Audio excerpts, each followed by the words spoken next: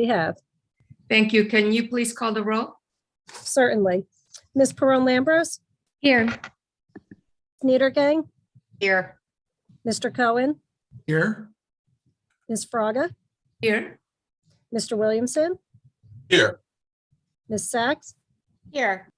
Mayor Frida is absent. Thank you. So we'll start the meeting by with council announcements. Does anyone have any announcements or reports they wish to make? Michelle? Just a quick announcement that next Tuesday, December 7th at 7 o'clock at the firehouse, there'll be a reception for anyone interested in volunteering and coming out. So you're all welcome to come. Thank you. Thank you. Anybody else from council? Seeing none, do we have any staff announcements? Thank you. So the special council is a special meeting of council tonight that is going to be mostly focused on a report and recommendations from Princeton's Cannabis Task Force. And so with that, I will now turn it over to Councilwoman Niedergang. Thank you, Leticia. Welcome, everybody. It looks like we have a good number of attendees. I know this is a topic that's generated a lot of discussion, and we look forward to hearing from both the task force members and from members of the community that would like to weigh in tonight. I just want to reiterate that we're not here to discuss whether or not cannabis should be legal in New Jersey. That was decided just a little over a year ago. What we're focused on here is the task force recommendation about whether or not to zone for cannabis business here in Princeton. So that's what the report is focused on, and issues relating to that. And that's what we'll be focusing on tonight. And I want to thank the members of the task force, some of whom you'll be hearing from tonight. It's been a very long period of months with sometimes multiple meetings a month. And many of them have put in a tremendous amount of work, and we've all learned a lot together about this topic. So I wanted to thank them. And I also want to thank the many members of the community who have come to our public meetings or communicated with us by email. And we govern better when we hear input from a large variety of sources. So thank you for that.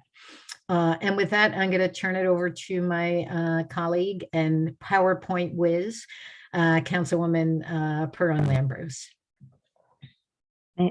Thank you very much. I don't know about the whiz part. I also want to just thank the task force for working so hard. And I just would like to introduce the speakers for this evening, which are all task force members. So we'll hear from Colleen Exter, Milan Vaklovic, Udi Offer, Bernadette Alexander, and Kimberly Levitt this evening. So they'll be doing the presentation, and I'm going to now share my screen with the PowerPoint.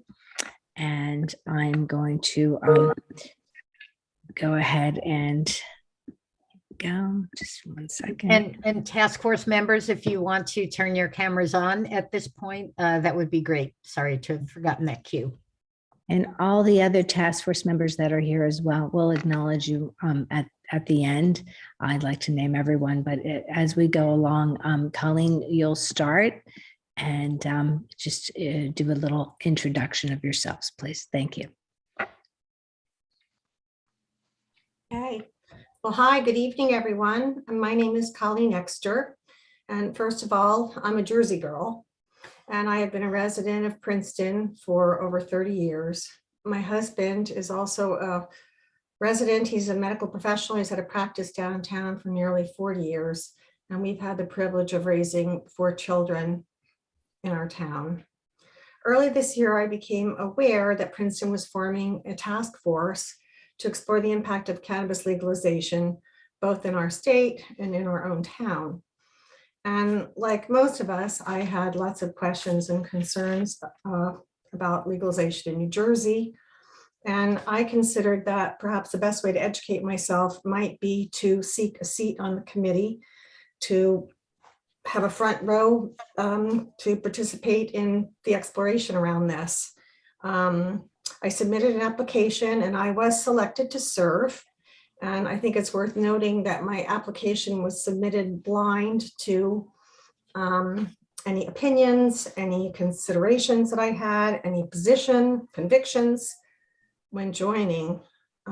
So I've been honored to serve with a diverse, accomplished, hardworking group of people consisting of members of the community as broad as the police force, the health department, the university, the Civil Rights Commission, physicians, among others.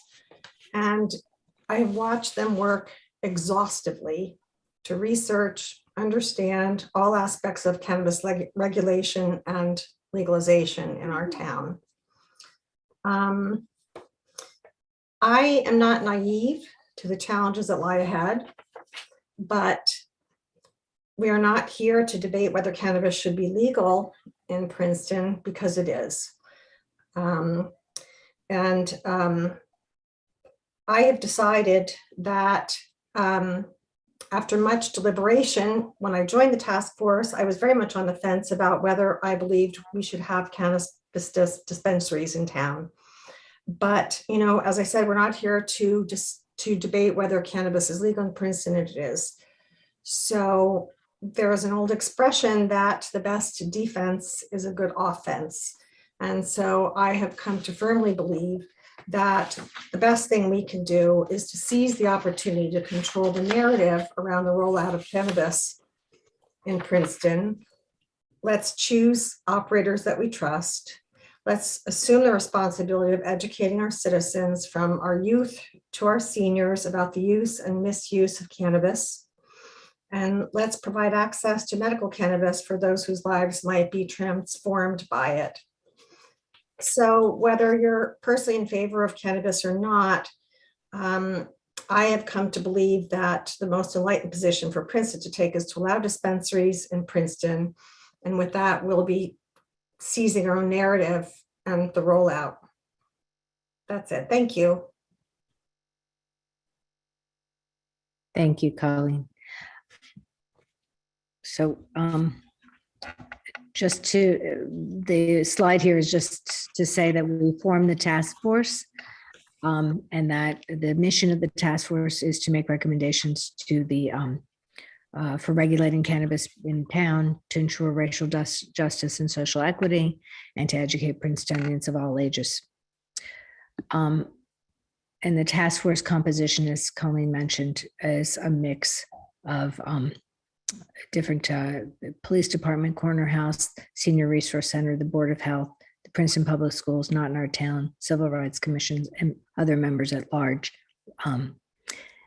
So now I'm going to move to the next slide and introduce Milan. Take it over. Hi there, I'm Milan Vaklavic. Happy to be here this evening. I want to thank members of council for taking the time to meet with us, members of the community, and also members of the task force. It's been a real honor and pleasure to work with the task force and the members of council on what is a very pressing issue. Just a quick word about me. My professional background is in software marketing and sales, as well as expertise in retail. On a personal note, I am a longtime resident of Princeton, coming up on almost, it's going to be 25 years to the day in just in a couple of weeks. So I have deep roots here. I have a son who attended Princeton schools, graduated Princeton High 2 years ago. And so I've got a great commitment to this community, and I'm really happy to be serving in this capacity. I want to jump right in and talk about the initial recommendations. I want to emphasize that these are the initial recommendations of the Cannabis Task Force. We've been meeting since April, and we've had a lot of discussions, as Eve had mentioned. And what we initially did was we took a look at the 6 different types of cannabis licenses that are available for businesses to operate under in New Jersey. That's cultivation, distribution, manufacturing, wholesaling, retailing, and delivery. And initially, one of our early discussions was where we focus.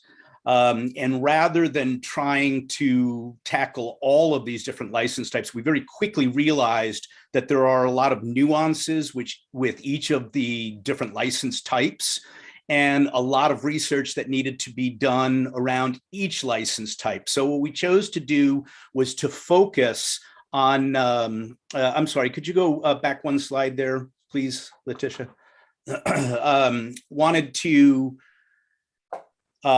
So we've decided to focus on retail because we thought that would best address the needs of the Princeton community most directly. We do also plan to look at other types of cannabis licenses and businesses that could potentially operate under those. And we will be doing that in due course. What I want to mention is that there is a very strong interest in allowing consumption, on-site consumption at dispensaries. This is something that is kind of a relatively new concept, but there were very important reasons why we wanted to consider that.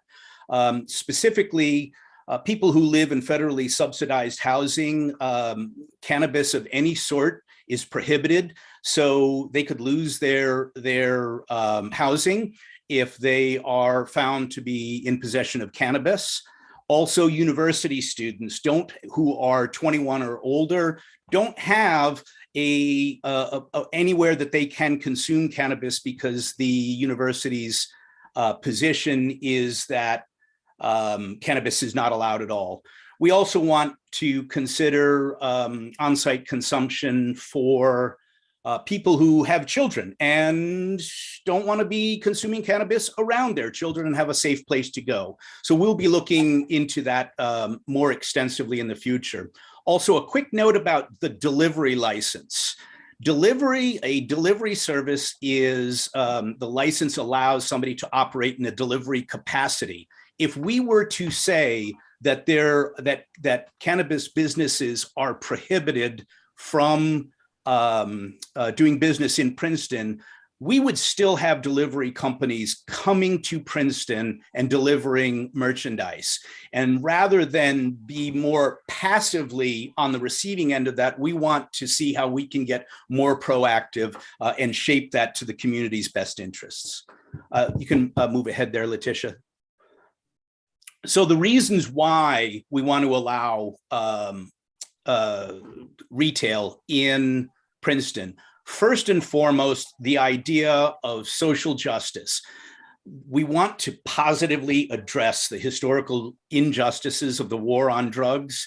This has taken a disproportionate toll on communities of color, not only in Princeton, but across the United States. And we want to really put that front and center and address those injustices as we move forward with cannabis in Princeton. This will help remove the stigma around a product that is now legal. It's from the standpoint of New Jersey law, it is the same as alcohol. And by allowing retail in Princeton, it helps address that stigma, particularly for medical marijuana patients who really do find relief with the use of cannabis. Also, we want to be able to provide safe access to cannabis for adults 21 and older for both medicinal and recreational uses. And the key word there is safe.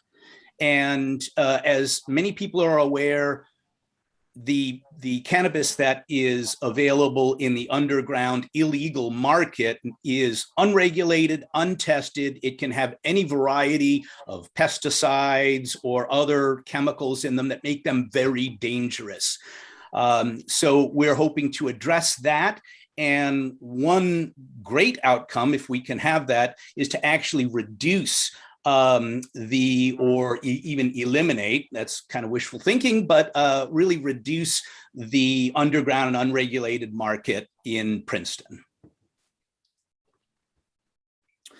One of the things that we made sure that we were doing was making informed decisions.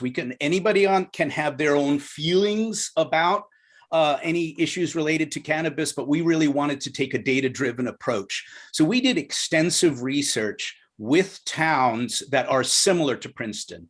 What we did is we focused that research on municipalities where the legalization of cannabis was a newer phenomenon. We didn't want to go to the legacy or to the communities like Washington, California, and Oregon that have, and Colorado, that have a much more established market for legal cannabis. We thought the dynamics there would be different. So we really focused on college towns that had similar demographics and were of similar size to Princeton, and also had an element of tourists coming to the community.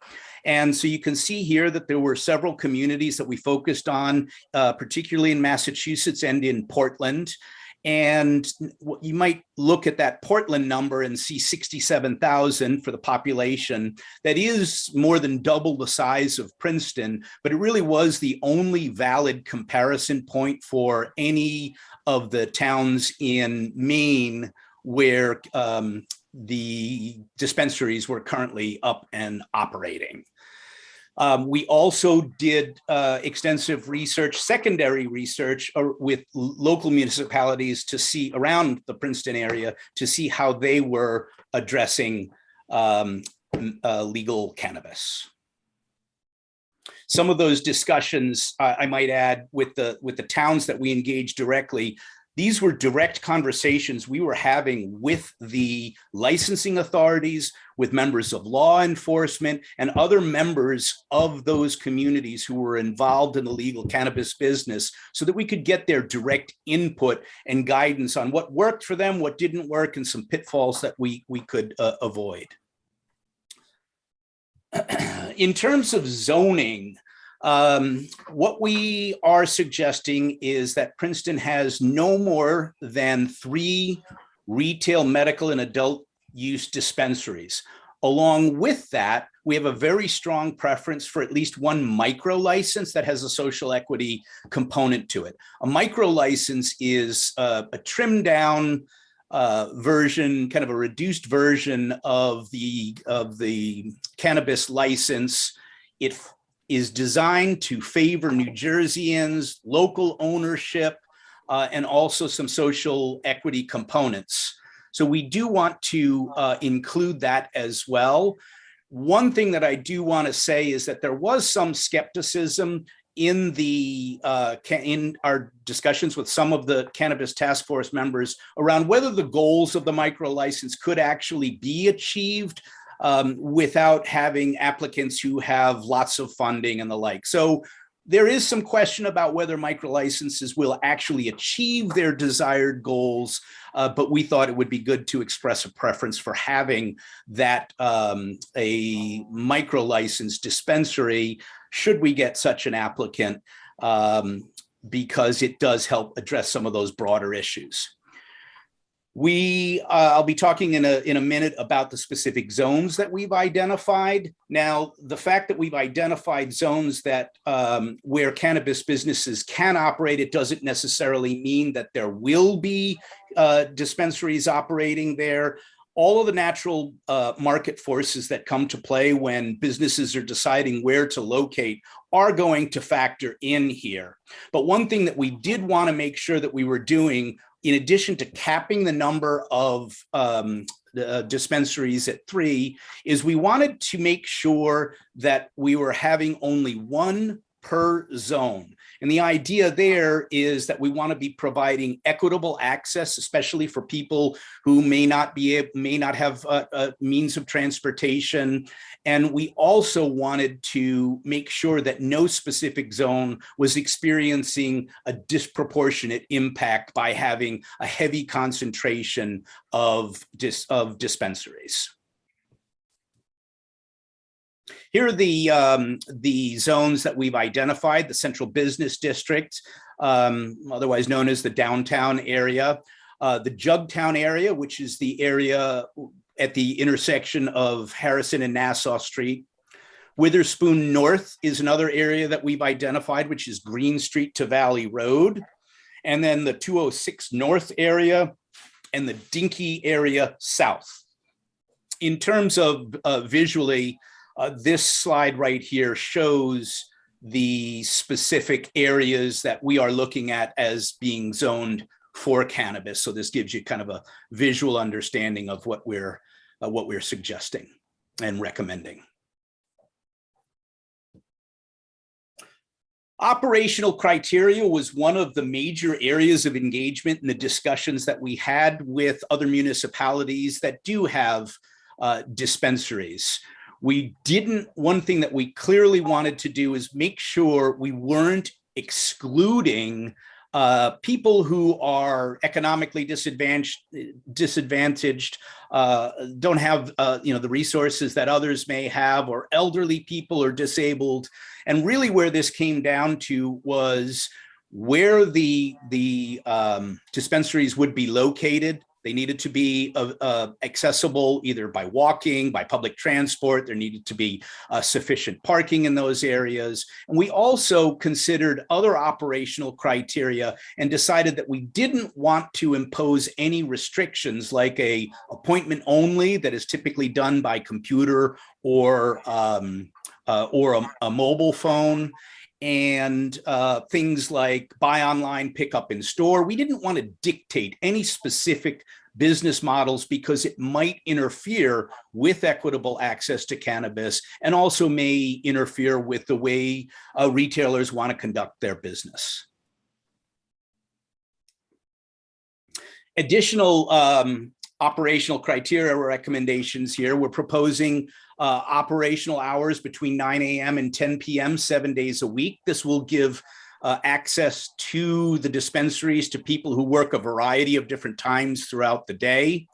We also did consider whether we should have any specifications in terms of the maximum or minimum size of a dispensary. Now, there are some, I mentioned the micro license, they are limited to a maximum square footage of, I believe it's 2,500 square feet, but we didn't want to implement any additional requirements beyond that.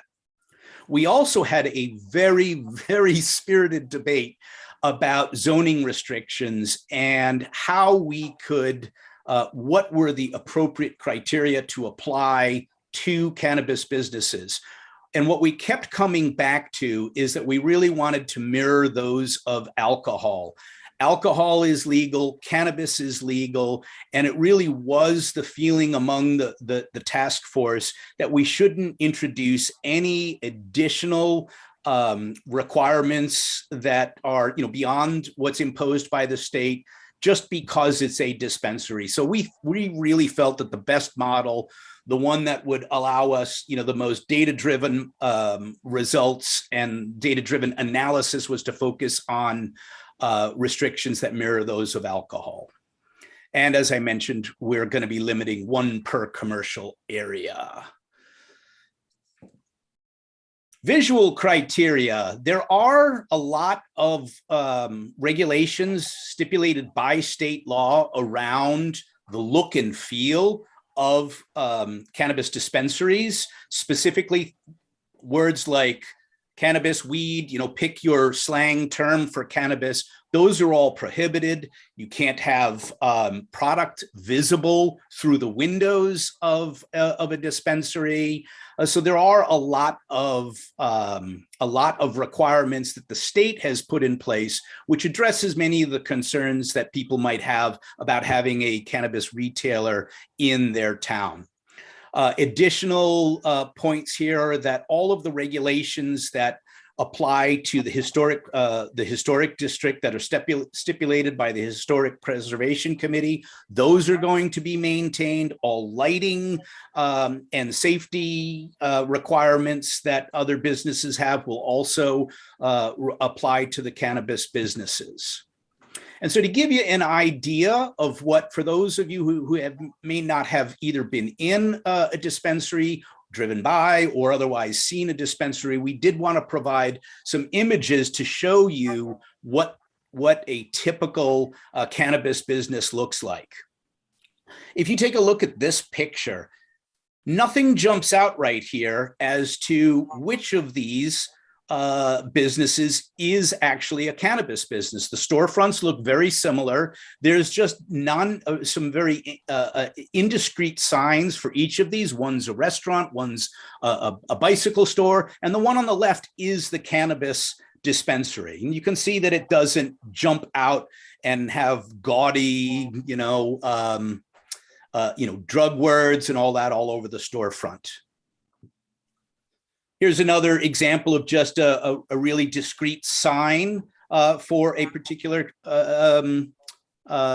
dispensary. We also have some more external shots here.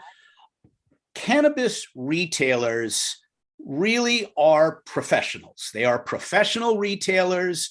They're not interested in projecting all of the stereotypes of druggies, so to speak. They really want to have a business that is attractive and inviting. And this image here of the common citizen dispensary shows that. This next image, I think, is for anybody who wants to take a drive by Route 1, northbound side, right by the Quaker Bridge Mall in Lawrenceville, is the Zen Leaf Dispensary. This is a medical dispensary that is currently up and operating, and you can see here another example of a really just a storefront that is not just screaming cannabis. Few interior shots here. You can see again, they're very professional environments. This looks like it might have at one point been a bank. Dispensaries can come in all shapes and sizes. One of the towns that we spoke to referred to two of their dispensaries, one as being really small, like a hipster juice bar, and then another one like an Apple store. So this could be an example of one that would be like an Apple store. But the point is they're very professional operations. And just one more example here of the interior of a dispensary, very warm and inviting. Okay, preferred criteria for applicants. As I mentioned, the recommendations that we have come out with are the initial set. We'll be engaging around a variety of other topics in the months ahead. One area is the criteria for applicants. These are the preferred criteria. And again, this puts the concept of social justice front and center. Making sure that we have people who were negatively impacted by the war on drugs now receiving some of the benefits of legal cannabis, whereas previously they were disproportionately targeted. Legal cannabis in Princeton can now offer an opportunity for us to help address that. So we will be looking for specific criteria about the makeup of the people who are applying for a cannabis licenses and about their business practices as well, and how they are looking to address the concepts of social equity and social justice. And one important point that I need to make here is that we will be able to apply these criteria in a situation where we have more applicants than the 3 licenses that we're going to be making available.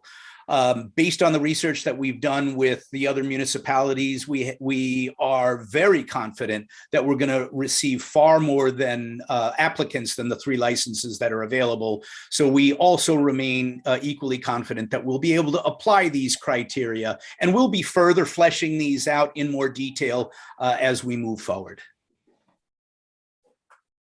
Tax revenue.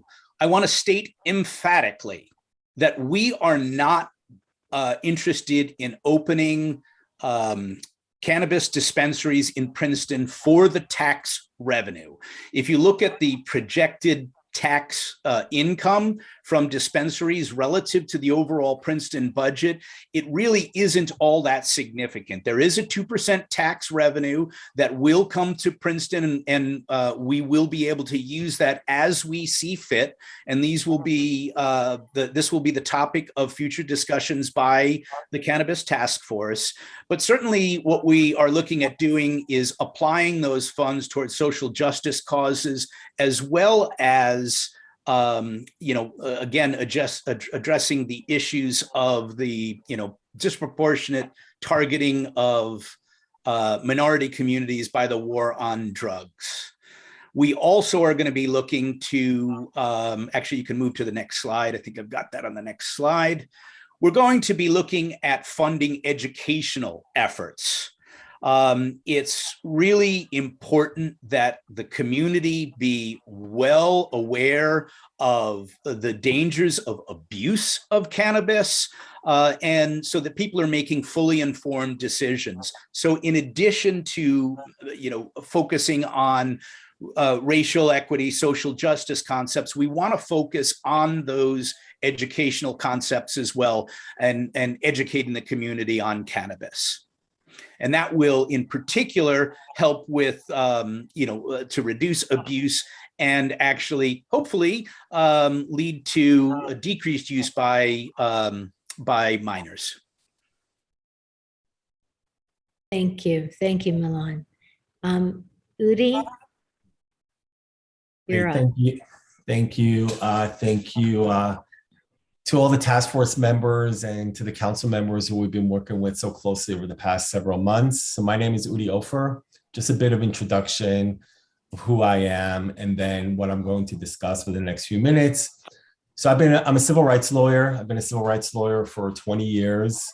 I work at the National ACLU, where I head our criminal justice reform advocacy work nationwide. I'm also a visiting lecturer at Princeton University since 2018, where I teach 2 courses basically on these issues: criminal justice reform, mass incarceration, policing practices. But I think probably most important for tonight, I'm a parent. I'm a parent of 2 children growing up in Princeton. One's a first grader in the Princeton public school system. The other one is a 1.5-year-old growing up here in Princeton. So I care deeply about our community. And I care deeply about our children growing up in a positive environment. And it's one of the main motivating factors why I wanted to be a part of this task force. So I'm going to talk for the next few minutes about, the history of arrests, in particular for cannabis in New Jersey and in Princeton, since so much of it is kind of at the core of everything that Milan just talked about when we were thinking about our recommendations for the municipality. And I'm going to talk about what can solutions look like, solutions that we're going to be discussing as a task force in the coming weeks and months to create equity in future enforcement practices and in the cannabis industry, as well as ways that we as a town can begin to address some of the past systemic injustices that so many of us care so deeply about. I think one of the common themes you're going to hear throughout the evening, and you've already heard, and if you read our report, you'll know, is that cannabis legalization is a racial justice issue at its core, and that's how we approached this issue. Right? The task force spent a lot of time studying this issue through a racial justice frame, and it is our hope that legalization in Princeton will have racial justice at its core, and will be implemented in a way that tackles mass incarceration and the history and the continued presence of the war on drugs in our town. So let's start off with some just like basic facts. Here you have a chart, a graphic that looks at the history of cannabis arrests in New Jersey, in the state of New Jersey. And you'll see it covers the last 25 years of arrests. And you see a theme here, right? Where there was a steady increase for many years, and then a big jump in 2016 and 2017. And that was exactly during the period when the cannabis legalization debate actually heated up. One of the things I didn't mention, which I should have, was that I also used to be the executive director of the ACLU of New Jersey. And I was the executive director when the cannabis legalization debate first began, when we launched the campaign to legalize cannabis in New Jersey. And when you look at this chart, you look at this graph, it's literally it almost tracks as the debate was getting more and more heated and intense. You saw an increase in cannabis arrests.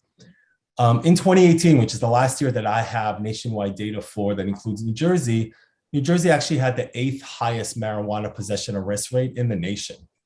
So we were an outlier, particularly among blue states. We were sandwiched in between Tennessee and Nebraska, to give you a sense of the company that we were in when you're compared to other states. So we had, it was one of the main motivating factors for Governor Murphy to support cannabis legalization as part of his election effort. And it was one of the motivating factors for the ballot initiative passing in New Jersey, because we recognized that we were wasting a lot of government resources on arrests and it was devastating people's lives. Next slide. New Jersey not only also had one of the highest cannabis arrest rates in the country, but also had one of the highest cannabis arrest rates of Black people in the country. And this is another slide that I wanted to be able to show, where you could see that New Jersey ranked 11 in the nation in terms of the arrest rate of Black people for marijuana possession, for cannabis possession. And again, you look at the list of states, and we're by far the bluest state in that list. This time sandwiched between Idaho and New Mexico. But you could see that New Jersey, again, I think was an outlier when you think of comparable states, and had one of the, among the nations, at least in the top 20% of high arrest rates of Black people. Next slide. And then the other point, the last point I want to make about New Jersey is actually the racial disparities got worse as time progressed, and as the nation was having a conversation around racial justice, and as our state was having a conversation around cannabis legalization. So here at the slide, at the graphic on the bottom left, you could see that from 2010 to 2018, the racial disparities between the Black arrest rate and the white arrest rate actually got much worse. So whereas, in 2018, the Black arrest rate was about 1,000 people per 100,000. The white arrest rate was about 280. By the end, right before New Jersey legalized marijuana, Black people in our states were 3.5 times more likely than white people to be arrested for marijuana possession. And a point that I want to emphasize is we have plenty of government studies that show, incredible studies that no one disputes, that show that white people and Black people consume marijuana at almost the exact same rates. I mean, there may be some differences depending on the age group, but overall, it's basically the same. Next slide. So when you look at Princeton largely tracked the state trend and largely followed what the state was doing. You could see both, didn't come out as good, but you could see both the state graphic compared to the Princeton graphic. But the main graphic there is the volume of arrests in Princeton itself. And then in the little square, you could see how it compares to the state of volume of arrests. And you could see that it almost tracked it, where there was a steady rate that was inching its way up, but then towards the last several years really spiked up. And Princeton had 2 big jumps in 2012 and in 2015. When I first saw that 2012 jump, I was surprised, and I thought maybe it had to do with the merger between the borough and the municipality, but the merger took effect in 2013. So I don't think that was the reason for it, for such a spike in the volume, but maybe there was a different explanation. But as you can see, the volume increased throughout time. Next slide. But then you will also see that the racial disparities were consistent with the racial disparities that we saw in the state. There were racial disparities in terms of who got arrested in Princeton for cannabis pretty much every year that I looked at. So that's the last 25 years, with one exception, and that's 2004. But you can see that there were consistent racial disparities in cannabis arrests. In some years, they were pretty extreme. There was one year you could see in 2019 where 63% of all people who were arrested in Princeton for cannabis possession. And again, this is purely possession for personal use. And that's the only category of arrest that we looked at. You could see that 63% of people arrested in Princeton were Black. And when you compare it to the rest of Mercer County, we were consistently at the top end of the racial disparities in Mercer County. And between 2000 and 2013, Princeton had the second highest racial disparity in the county. So it's with that in mind, next slide, that we should look at, well, what does this mean? It's one thing to have like an intellectual conversation, what feels like maybe an academic conversation about arrest rates and racial disparities. But a point we want to emphasize is there are real world consequences to this. Like getting arrested for marijuana had real life consequences for many of our neighbors and our visitors to our town. You could spend up to 6 months in jail, loss of your job, your driver's license. You have a criminal record, which then makes it much harder to get a job because you have to, check the box. You could lose your immigration status. I used to be an immigration attorney, and I had clients with green cards who would face mandatory deportation if it was their second arrest and conviction for marijuana possession. It could be something as small as a joint. You could lose your student financial aid. You could be banned from public housing. It can make it almost impossible for you to adopt a child. It could impact your ability to have custody of your children. Huge issue. And there are thousands of additional potential consequences. Next slide. So it's with all of that in mind, of the history of arrests in New Jersey, the history of arrests in Princeton, that we've been spending a lot of time talking about what would a racial justice centric solution look like.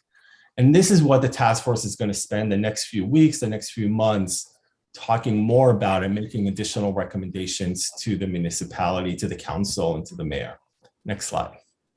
So we're going to be, and again, these are the things that we're going to be continuing to discuss. We're going to talk about equity in future enforcement, right? So we just talked about these inequities in past enforcement, and we can't change the past. It's the past, but we can impact the future. So we've been talking about, and we'll have many conversations about, how can we ensure equity in future enforcement? The council cannot tell the police department what to do. We're very clear about that. And we're always going to stay within the confines of municipal law and our recommendations. But we could, but the council could pass resolutions expressing the sentiment of the council in the same way that, for example, we have, Princeton has said that it wants to protect its undocumented immigrants who are living in the city. These are similar issues of how do we spend our precious law enforcement resources and how do they exercise their discretion? So we're going to be talking about whether we should be deprioritizing drug possession arrests in the future, including home grow prohibition. New Jersey is one of the only or one of the few states that still continues to prohibit home grow of cannabis, even while the plant is legalized. We're going to talk about how can we, ensure that employers don't penalize workers for consuming cannabis on their own time, in the same way that people consume alcohol on their own time. Milan talked about how we very much look at the cannabis issue in the same frame as alcohol. And we want to make sure that employers, is within the confines of municipal law, don't reprimand unjustifiably their employees. And again, we're going to do this all within the confines, understanding what is our role within municipal law. Next slide. Milan touched on this already. We're also going to look about equity in the cannabis industry. One of the things that we're concerned about, and we've had a lot of conversations about, and we'll have more in the future, is, so here we are. We've had 50 years of a war on drugs that has led to millions of arrests, disproportionately of Black and brown residents, of people of color. Now that at least in 18 states in DC, cannabis is legal, who's now going to profit from the legalized industry? And while there are many things we cannot do as a municipality, and it's under state law, we want to do as much as we can to make sure that the people who face the injustices of the war on drugs will now be able to benefit from an end, at least, of the war on marijuana. So as Milan mentioned, we're going to look at we're going to try as much as possible to prioritize applicants who have past controlled substance convictions, who come from communities that have been historically targeted by the war on drugs. And, we're going to fully support state regulations that are already calling for a good faith effort to hire people with past marijuana convictions. And again, we will recommend that all of this be done within the confines of municipal law. Next. And then as Milan mentioned, we're also going to dig deeper into what should Princeton do with the 2% tax that it will be able to gain through the retail market. Milan mentioned that it's not going to be a ton of money, but it's going to be, a significant amount of money. And we are looking at what other towns have been doing, thinking about some creative ways, again, to address past systemic injustices and to put our money where our mouth is, right? And to use the revenue that is going to come from the retail businesses, from the licenses that we're gonna allow in Princeton to begin repairing and healing from 50 years of a war on marijuana in the country, in the state, and here in Princeton. So potential investments that we've been looking at are everything from reentry services to criminal record expungement. We've been looking at towns that have been using cannabis revenue to provide Black and Brown residents with housing and economic development benefits. We've looked at towns that have used cannabis revenue as part of a bigger pot to pay reparations to Black and Brown residents. We've even looked at towns that are implementing universal basic income to help narrow the white-Black wealth gap, again, using cannabis tax revenue.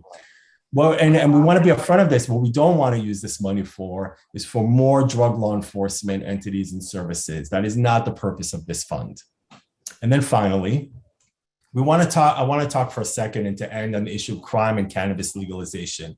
Since we did receive a lot of, we received feedback from some community members around concern around this. So we've looked at the data pretty exhaustively. And I think it's fair to say, and I think what a reasonable interpretation of all of the data and all of the studies that have been done, which are many, is that overall cannabis legalization has not led to crime soaring and it has not led to crime plummeting. It's basically maintained the status quo.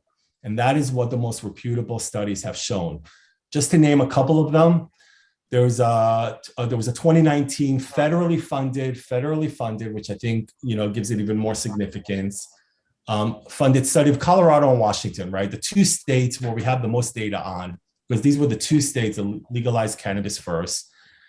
And they found no impact on crime in those two states. To quote, "We observed no statistically significant long-term effects of recreational cannabis law or initiation of retail sales on violent or property crime rates in these states." That is what a fully funded study of the two states that have had cannabis legalization for the longest period found. So then we wanted to look at dispensaries, right? Because some of the concerns have been around dispensaries.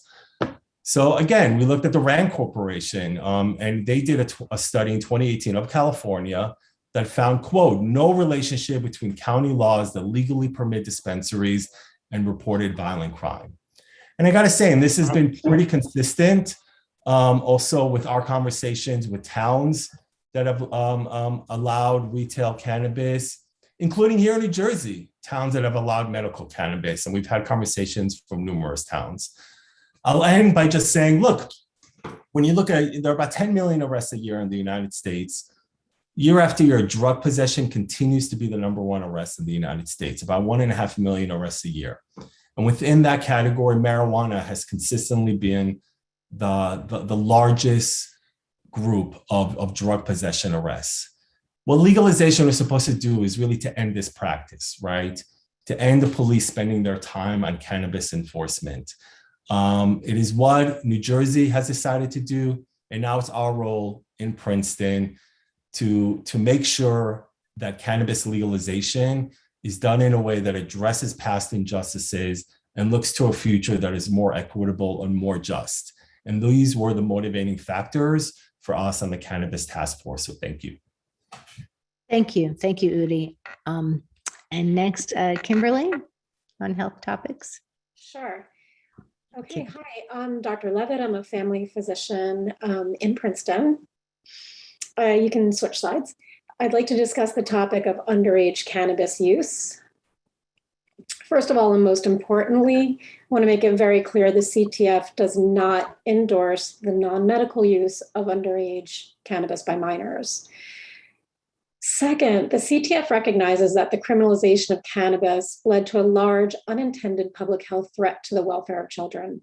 The loss of caregivers, eviction from public housing, and lost family wealth secondary to cannabis arrests all had serious and far-reaching negative impacts on child welfare that we're trying to ameliorate. The CTF feels that regardless, and we can switch slides here, the CTF feels that regardless of whether a dispensary opens in Princeton, delivery means that cannabis, legal cannabis, will be in our community. On balance, history has shown that education and outreach and open dialogue with our children is the most effective way to deter use by minors. And this was seen very clearly with alcohol and tobacco outreach and education programs that decrease the use, decrease drunk driving and decrease the use of cigarettes with children. So we recommend that the same blueprint be followed with cannabis to prevent non-medical underage use. You can switch slides.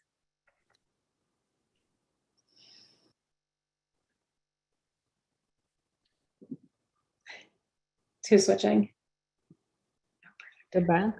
Yeah, go forward. Okay. Thank you. Okay, and I think this is on to Bernadette. Thank you. Thank you.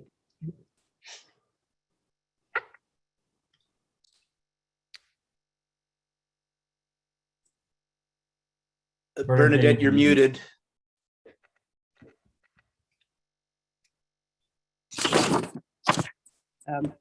Good evening. My name is Bernadette Alexander. I'm happy to be here this evening. I reside in Princeton and I am a school nurse in the Lawrence School District. I wanted to talk about accidental ingestion of cannabis.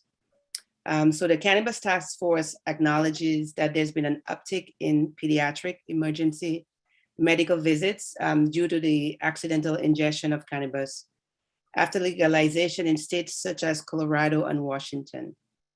But what has happened is the Cannabis Task Force takes a position that there are good, strong regulations that have been passed by the Cannabis Regulatory Commissioner in New Jersey. And so that provides adequate and sufficient provisions to address this concern. Next slide, please. So what we have done is learning from the mistakes of previous states, legalization policies. The New Jersey Cannabis Regulation Commission is prohibiting packaging that is particularly engaging to youth and prohibiting edible cannabis from resembling children's food and candies. So in other words, there will be no cotton candy flavors cannabis sold in Princeton. So once in the home, caregivers must ensure that storage of cannabis, just as one does with the alcohol, with the cigarettes, and with cleaning products. We do know that small children are inquisitive and sometimes they tend to go into things that they're not supposed to, but the adults around them are supposed to be making sure that the children are safe and there's supervision. If you have a small child, there has to be supervision. One additional safety measure in New Jersey is that all cannabis products must be labeled with the number for the poison control. And that's very significant and important because, again, alcohol is legal, but there's no poison control number on there. So that's an additional step to help that along. Last slide. The final slide for me here is, sorry, 1 minute.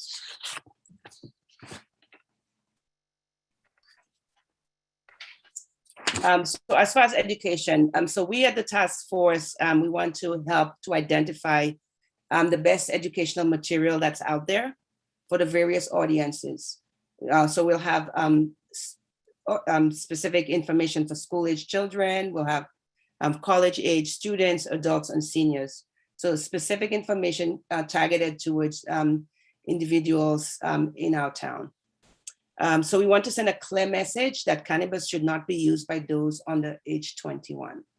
That is something that the task force has decided, and we want to be sure that that's very clear, that we're not trying to sell to minors. So all educational guidance should be data and science-based, and we want that to also be medically sound. So I just wanted to close by saying that we're not here to debate whether cannabis should be legal in Princeton, because cannabis is already legal in New Jersey. But we just want to be able for the adults in this town to have access to cannabis in a safe environment. Thank you very much.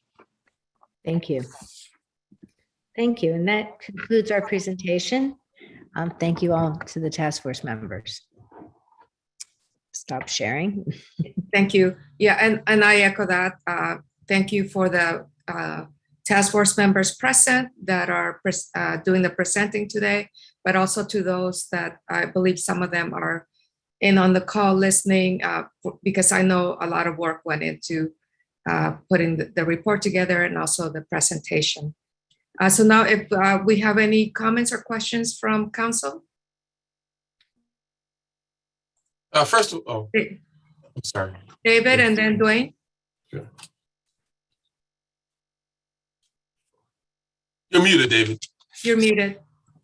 I remember reading some material in advance of the meeting, which suggested that the underage use of cannabis actually declined in states where cannabis was legalized. I may have zoned out for a minute, but I don't remember anyone having covered that in the presentation this evening. And I wonder if anybody could address that from the task force. Kim, could you, I think that may have been a part of your slide that you skipped over. So maybe you could address that JAMA study. Can you tell me specifically again what you're asking? I'm sorry, I looked away. I was asking about statistical evidence that cannabis use in minors actually decreased in some instances where it was legalized in other states. Yeah, so there was recently a study published in the Journal of American Medical Association by the American Medical, it was done by the American Medical Association, and it was a large meta-analysis. I think it was between 1973 and 2000 something. That I have to look at it specifically. I don't have it in front of me, but I think 2017, and they were looking at the youth risk behavior surveys that have been done pretty consistently over that time. And what it clearly showed was that during the time of Prohibition, youth use of cannabis was steadily on the increase pretty much every year, just going up. When the legal markets began to open across the country, first with medical and then later with recreational, what they found was that there was the first time since Prohibition started, there was a decrease in that trend of increasing adolescent use, and even more so in states where medical had just opened, there was a decrease in use. And that was the first time that we had seen that. So there seems to be something about having an open market, a legal market that enables discussion and openness and honesty that seems to be more able to get through to kids and to help them to understand that this is not a safe thing for them to be using, rather than during Prohibition, where it's sort of radio silence and kids are getting the message while there's no message coming from, responsible adults. And so what they're seeing as well, I see older people using cannabis, it doesn't seem to be a problem, so I suppose I could use it too. And clearly we don't want to give them that message. So anything we can do with education outreach seems to be helpful, and by having legal markets, that does seem to promote that. If you'd like, I can email you the article. Thank you. Sure. Dwayne? First of all, I just want to thank my council colleagues and the volunteers on the Cannabis Task Force for some really great comprehensive work, and particularly the emphasis on social equity in what we do with cannabis in Princeton going into the future. Just one question, just one kind of small thing jumped out at me. When we mentioned not regulating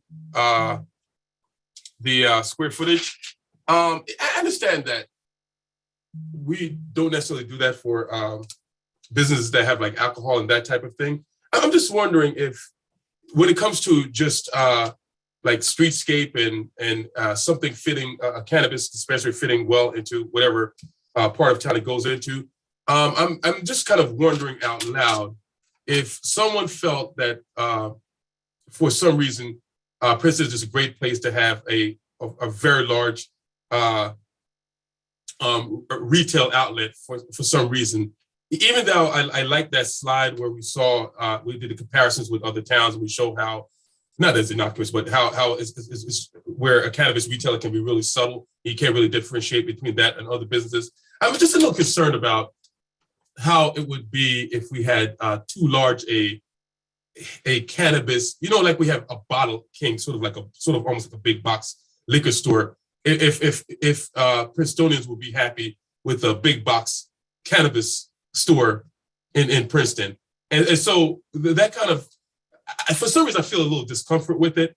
And I'm wondering, maybe I am affected by the stigma that we're trying to get rid of cannabis. But it just creates some sort of concern if we don't have some sort of limitation that's a possibility that could happen. So I just wanted to express that and just put it out there for possible debate. But I must admit, I feel a little something intuitively says without that sort of control, that's a possibility where we have something that just doesn't fit well in town. That's it. Did any members of the task force wish to respond to that? No. Michelle, do you want to jump in or? Yeah, I mean, I think we thought, and I think Milan can speak to it because he did a lot of the research with other towns, but when we spoke about it, we really thought that market forces would drive that. I know that if we did one micro license, if I'm not mistaken, is limited to no more than 2,500 square feet. So that would limit the one license.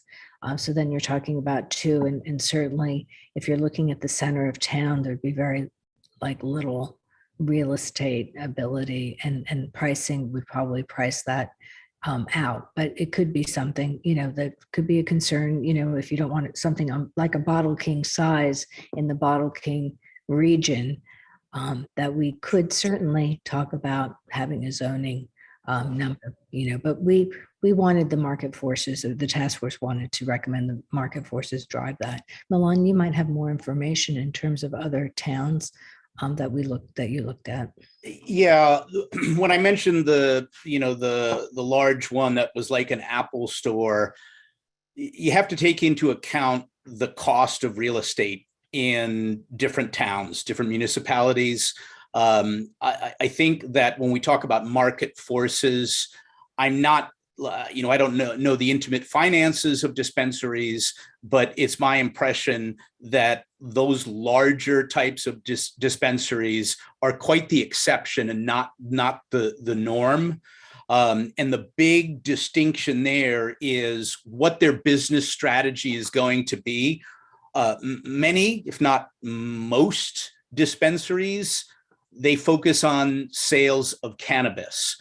However, there are some, that one that was like the size of the of an Apple store has more of a merchandising approach where they sell clothing and other kind of items to fit more of a more complete picture for someone who is coming in and says, gee, great. Bob Marley, I think, is a brand where they focus more on, it's not, I don't know if it's related to the Marley family or not, but that is an example of one that actually focuses on the merchandising of non-cannabis products as well. And they do it in a smaller footprint. So I understand the concern, but we do also need to look at, as Michelle mentioned, market forces and whether something like that makes financial sense for the people who are doing it. Generally, the dispensaries, the conversations I've had, they take a more conservative approach, and they're more interested in just getting a foot in the door rather than coming out with a giant big box type business. Thank you, Milan. Any other questions or comments from council? Mia? Yeah, I know you touched on this a bit, but I'm wondering if you could flesh out a bit more about how you would handle youth education. As you can imagine, tonight's topic elicited quite a bit of email traffic from many parents in the community, and I'm the school board liaison. So I'm interested in hearing more about how you might work with the schools in the same way that, for example, we work on, other substance use and abuse issues. I think it would be reassuring for the community to hear more specifics about how that may have worked in other communities and how we might replicate that here. I can take a stab at that. Oh, sorry. Did you want to talk? You go ahead, Kim. I can take a stab at it. It's not really my field of expertise, but I would say that, we would certainly want to look at the approaches that have been successful in communities around alcohol and tobacco and that messaging, as well as other drugs or other self-harm issues. And certainly we would want to utilize what's worked and try to stay away from things that haven't. So we haven't fleshed it out completely because we are spending most of our time working on this presentation, but our goal now is to pivot away from this and to start creating content. Bernadette, if you want to talk to this as a school nurse, you probably have some more direct or specific examples that maybe you could tender. Sorry to put you on the spot.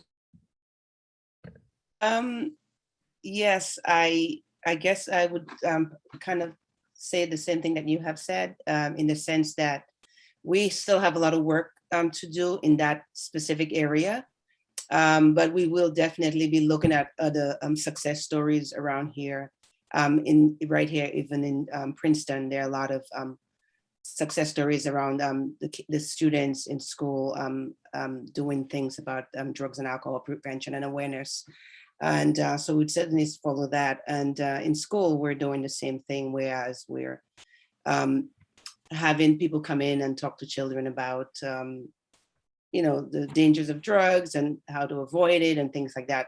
And we'll have more specific information as we settle on how to present this to the public. Thank you. Thank you. Milan, you wanted to add to that? Yeah, just quick comment that was one of the areas that we specifically identified in the report as an area of future discussion, where we did realize that we need to provide more details around that. So that does hit right at the heart of some of the upcoming work that we have ahead of us. Thank you, Milan. Eve, you had your hand raised as well. I just wanted to add that some of the members of the task force were solicited with the idea that that their expertise would be key in this. For example, David Erickson, who I know is in the audience, is a member of the task force and also the head of Corner House. And if anybody has expertise in how drug and alcohol education is done in our community, Corner House does. So, and I don't think the idea is that we will create our own material, but whether that we will research and recognize and incorporate best practices from other places. There's no need to invent the wheel. There are other states and other communities that have done this already. And I think what we wanted to stress was that, the material that you use, for example, for an 80-year-old who might now decide to use cannabis now that it's legal, might be different than what you would use for a 16-year-old. So we really want to be sure that we provide the most suitable educational materials for each group, and that we also use best practices, because we all know that just say no and the war on drugs has not worked. So there has to be another way to get through to kids, to express the idea that, this is not your time, but that, at some point in the future, when you're an adult, that's a better time to think about using a substance that has profound effects on a developing brain. And again, the data, the research that's been collected indicate that underage use tends to go down. We don't have a lot of longitudinal data on that with just recreation. recreational, but we have that for medical. And definitely, as Kim said, once you move from prohibition into regulated use, underage use does tend to drop, and education is a key component of what the task force is planning on doing. So Thank you, Eve. Dwight, did I see you raise your hand? Just one other issue. I understand the social equity aspect of when we're considering potential licensees with folks who have past marijuana or drug convictions. The only thing the concern I would add to that, though, is we may want to qualify that a bit and maybe add, as long as they have nonviolent convictions, because like I said, I get the social justice aspect that if someone was harmed by the war on drugs in the future, you kind of want to, I guess, make up for that in a sense by what we do here in town. My only concern is that if someone was a former drug dealer that committed violence, that we don't seem like we're somehow not condoning, but somehow giving them a leg up for things they've done that was harmful to others in the past. So I would qualify the past convictions by adding something, if they were convicted of anything violent in the process that disqualifies them. that was fully intended. I think it was struck us as maybe obvious enough that we didn't need to spell it out, but obviously not. So that's a good point. These would be non-violent, usually just simple possession or very small amounts of. And Udi, did you wish to comment further on that? Yeah, I would actually respond differently. At some point, council member, you said disqualify, and I definitely do not think that we should be disqualifying any applicants. People should be allowed to apply. That would be, do we disqualify applicants for other businesses unless, there's a specific thing related to the actual business? So I don't know why you would disqualify someone with a certain record from owning a cannabis business, running a cannabis business, but not for, running for city council or running any kind of business. I don't think it should be disqualification. Look, the reason that we chose and decided on to recommend 3 retail licenses is because we want to be able to make a decision and we want to be able to be selective. So why don't we first see who actually applies to get a retail license, and then we could all come together and make decisions about who are the people who we want, to have the ability to sell cannabis in Princeton. And when you look at the data of the arrests, first of all the arrest data that I shared, all of those numbers, right, the tens of thousands in Princeton, in New Jersey every year, those were all simple possession of marijuana for personal use. When you look at overall arrests in America and the United States for drugs, I don't have the numbers in front of me, but it's somewhere around 90% of people who get arrested for drugs are not dealers, right? It's people who get arrested for possession. So the vast majority of people in the United States who have a record are people who possessed drugs for personal use. So again, I'm not saying it can be a factor taken into consideration, but I actually would not recommend to disqualify anyone. But that's my view. We have not spoken about that specifically on the task force. If I can make a specific response to that, where I disagree with you is that, we agree on one thing. If they're nonviolent, like a lot of the simple possession people are, then we agree. We're on the same page. However, we do restrict certain people from getting certain jobs based on their past. I understand if elected officials are charged with some sort of corruption, a lot of times they're banned from ever running from office again. So we do have positions where we do that. Whether or not we do it here, I did something about me that feels funny. And for someone who grew up in an environment, I grew up in an environment which was considered high crime, et cetera. Some of these people were really bad people. I understand, I totally understand the war on drugs, et cetera. But even in that environment, you still didn't have to sell drugs a lot of times. And a lot of people did, and a lot of them were willing to hurt other people. So there are positions where people do get disqualified based on their past about what they can do going into the future. But I agree with you that the vast majority of folks arrested did not have a violent past. So we're on the same page. Those are the folks that should be okay. But I do get your larger point though, Mr. Ofer. But I think we should have some sort of restriction on people if they committed acts of violence in the past and are convicted of it, that maybe they should be considered for disqualification. Eve?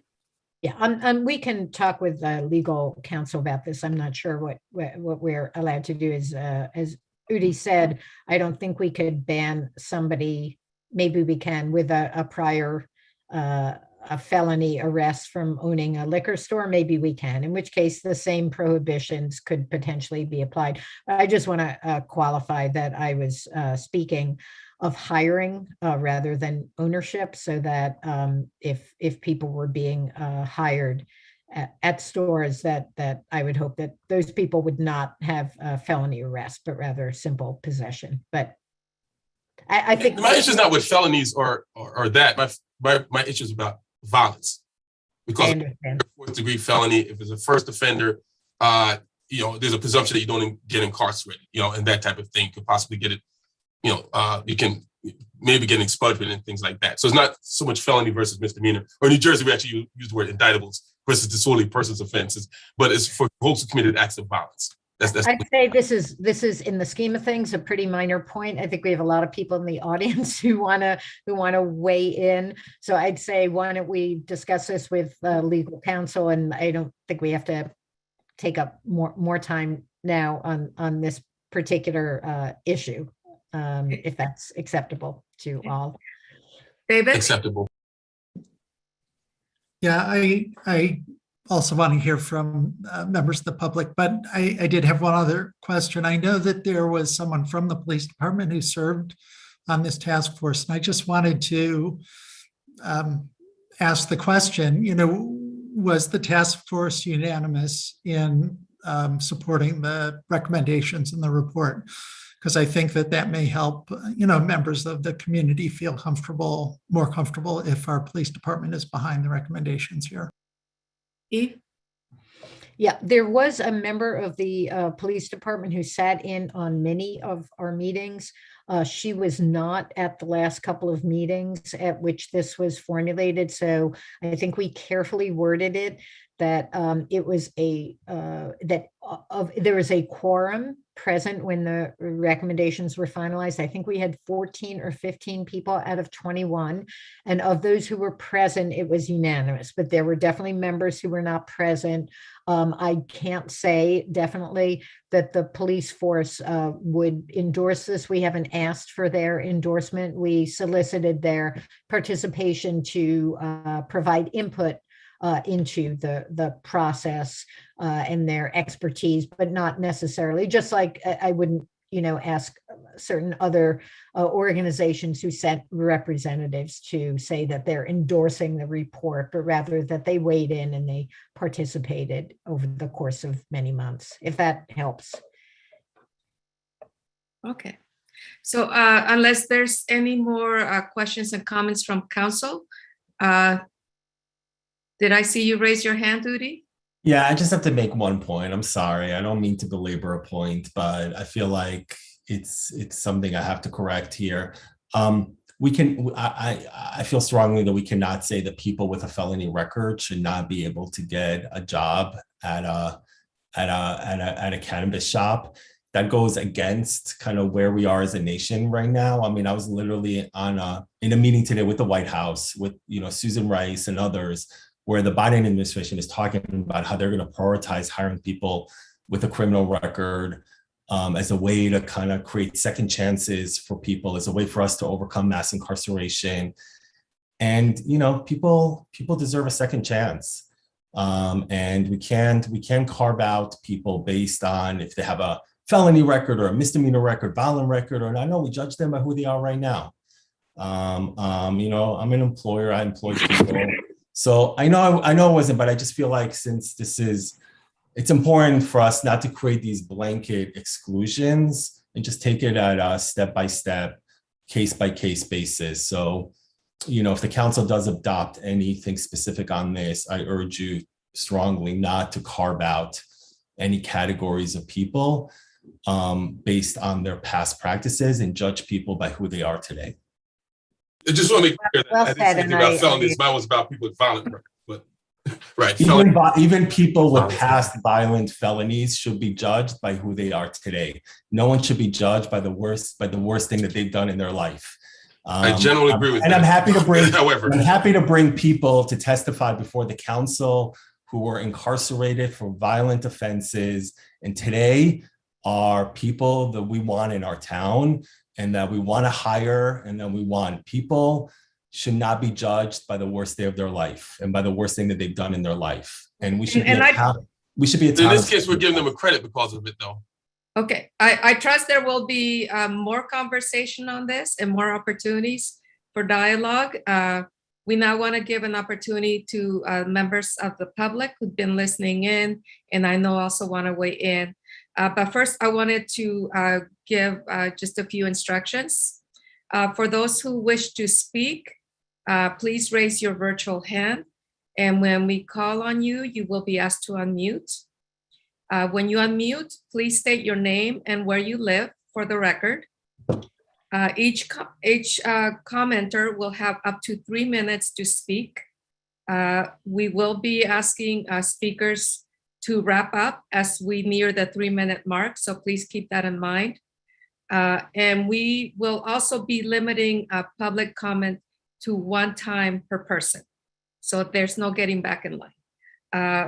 We also want to suggest that anyone that wishes to go on record as agreeing with a previous statement, to please feel free to say so rather than repeating the same statement in detail.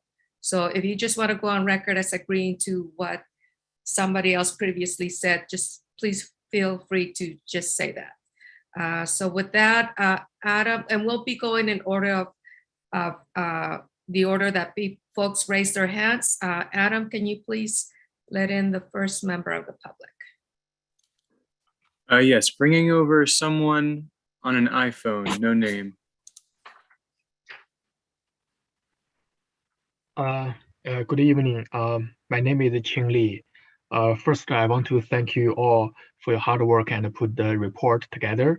Excuse me, thank you, Mr. Lee. Can you tell us where you live, please? Yeah, I live in Little Brook neighborhood. Thank you. Sorry about that. Yeah, I only have 3 minutes. So I actually have a full version statement. I've already sent it to the council members. I will have a brief version. I will read right now. As a member of the Asian community and the parents of 2 minor kids, I want to address my deep concerns about several issues in the CTF report. While I applaud New Jersey voters' decision to decriminalize marijuana possession, I did not support to open up dispensaries in our local neighborhoods that are so close to our schools. I signed a petition on change.org to prohibit marijuana sales near schools, playgrounds, and residences in Princeton, New Jersey. There are now over 570 who have signed, which demonstrates where our residents stand on this issue. Compared to our neighbor communities, it looks like the Princeton CTF is pursuing more aggressive policies. For example, most of our neighboring towns have decided not to allow retail. The municipalities that do not allow retail and the municipalities that have at least 500 feet buffer between retail and schools are composed of 82.3 among all the 17 Princeton neighboring municipalities.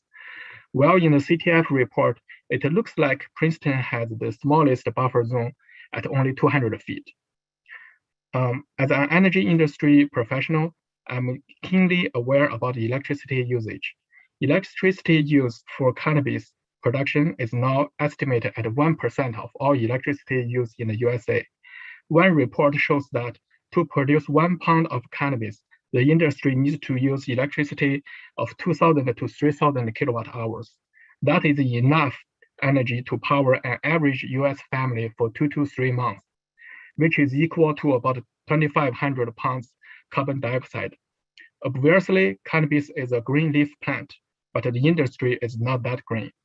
I do not agree with our town encouraging dispensaries and consumption, as it means more carbon dioxide emissions. If we support cannabis, it's a backfire for us to fight the war on climate change. And as one Forbes report addressed, the minority and communities of color actually are hurt most by climate change.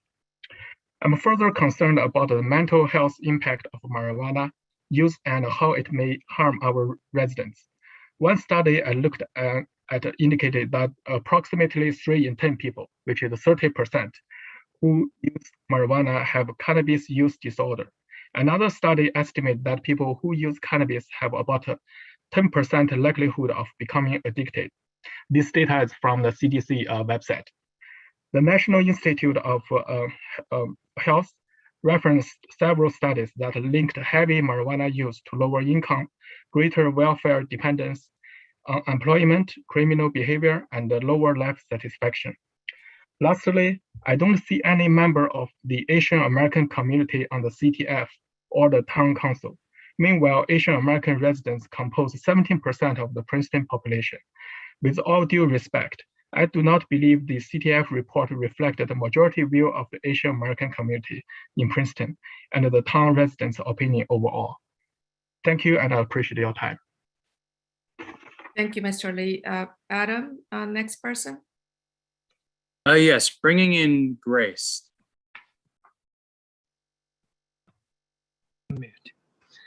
Yes, hi, thank you for your time. And I echo Mr. Ching Lee's points.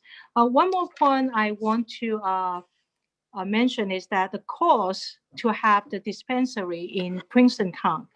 And as far as the education for our children, who's going to cover it? Is it our taxpayer going to cover it?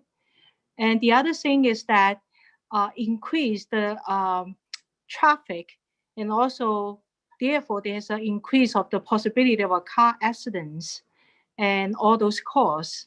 And the other thing is the accidental use of the marijuana, and also the underage use of the marijuana, and also the addiction for the substance, use of the substance. So that's going to increase the after effect, like the addiction therapies, all these medical necessary to provide to our general public. Who's going to cover it? So I have to ask those questions because I am coming from a financial and accounting background. And by the way, I live in the Riverside neighborhood. And I thank you for all the council's time on this. But to the point, I oppose to have the canopy dispensary in Princeton, period. Thank you for your comments. Adam, next person. Yes, bringing in Ming.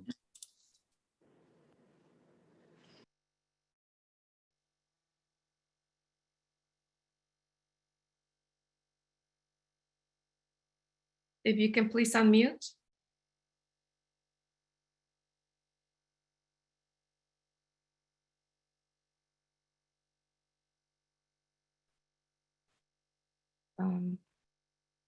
Okay, looks like perhaps having issues unmuting. Can we go ahead and go to the next person then? And then perhaps bring her back, him or her back. No problem. Bringing in David next. Hi, can you hear me okay? Yes. Hi, first of all, thank you, town council members. Thank you to the folks on the CTF. My name's Dave Jenkins. I live on Lee Brook. And while I applaud that the CTF is exploring the impact on racial and social equity issues, hundreds of residents, including me, feel you have not been asking and researching the fundamental questions about whether this product is safe and healthy for our town. I'm against Princeton opting in, and here's why. Number one, we are here to debate dispensaries in town, and the majority of Princeton residents don't want dispensaries in town.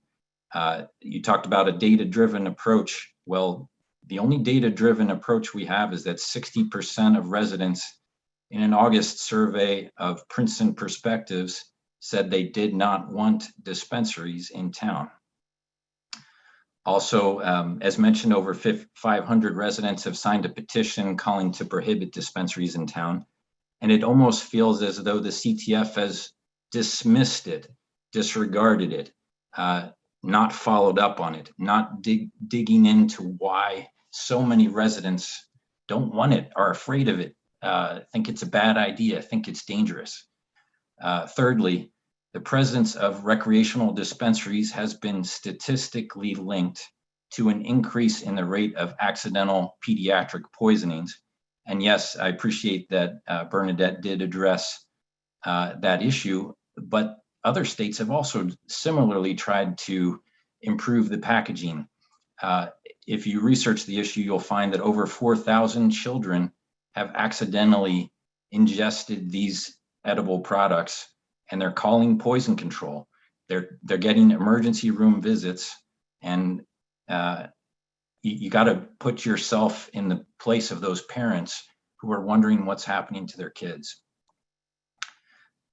And does that put the town at risk for not having done its due diligence? Can you imagine a parent and how upset they're going to be that our town is putting these things right in the middle of town near schools, and we haven't researched this issue? Fourth, and lastly, of all the towns that the CTF mentioned that we're modeling after, I did a quick Google search and I found an attempted break-in at a cannabis dispensary or a armed robbery in every one of those towns, an armed robbery of a dispensary in every one of those towns in 2020 or 2021. It is becoming increasingly clear that the establishment of dispensaries leads to armed robberies and burglaries. If you think about the product, it's a high value product. It fits in a backpack. It's an attractive target for criminals. We have to be concerned about that. In Oregon, which has had recreational and medical cannabis for some time now, the number of cannabis dispensary thefts doubled in the past year. In summary, you, the CTF, and the 3 town council members involved in the CTF have not researched cannabis dispensaries from the perspective of public health and safety. You have not solicited sufficient input from town residents on this issue. And you have carelessly chosen the smallest setback for a cannabis dispensary of 200 feet, which is the shortest setback, not just in the state of New Jersey, but also in the country. On that issue, you have not done your homework, you have failed the data-driven test, and you are putting the town at risk. Thank you. Thank you for your comments. Adam, can we let in the next person? Yes, bringing in Abigail.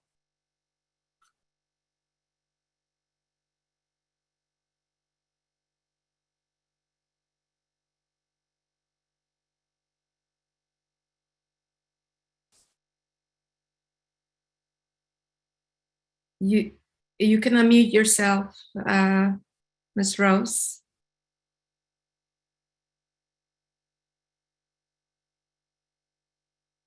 Oh my gosh, I'm so sorry. I just went through a whole bunch of things. You probably didn't hear anything I said. Okay, so first I want to say happy Hanukkah to everybody who celebrates. My name is Dr. Abigail Rose. I live on Wheatsheaf Lane in Princeton.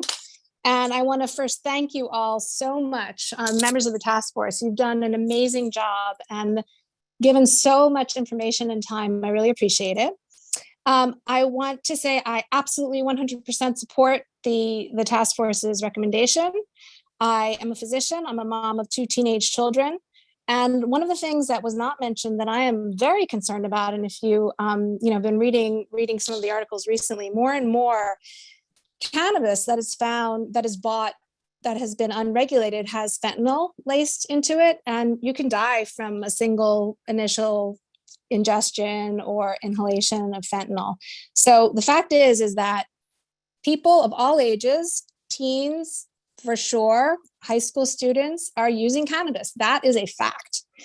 Buying uncontrolled products involves, as I just said, not only the risk of using fentanyl-laced cannabis, which of course can be fatal, but other kinds of products, other kinds of chemicals that we don't know anything about that could be extremely dangerous. So in my opinion, having place where there's controlled resource, where it's regulated, where people aren't buying things off the street is absolutely appropriate. And I fully support the task force's recommendation. Thank you very much. Thank you. Adam, next person. Yes, bringing in Ying.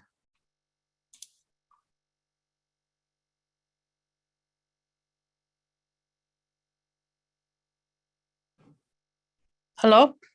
Yeah. Yes. Hi, this is Ying. I'm from the Little Brook area of Princeton Kingston Road. I actually sent all of your email this afternoon, coding to a recent research and also expressing my concerns about the general tone of this report. Although I strongly support legalization, decriminalization of marijuana use, and I also strongly support carefully regulated marijuana dispenser, but I find the tone of this task force report is quite disturbing for me as a people of color. That's what I self-identify. Because I think overall, you are actually worsening and reinforcing the racial stereotypes about marijuana use and a lot of misconceptions against minorized population.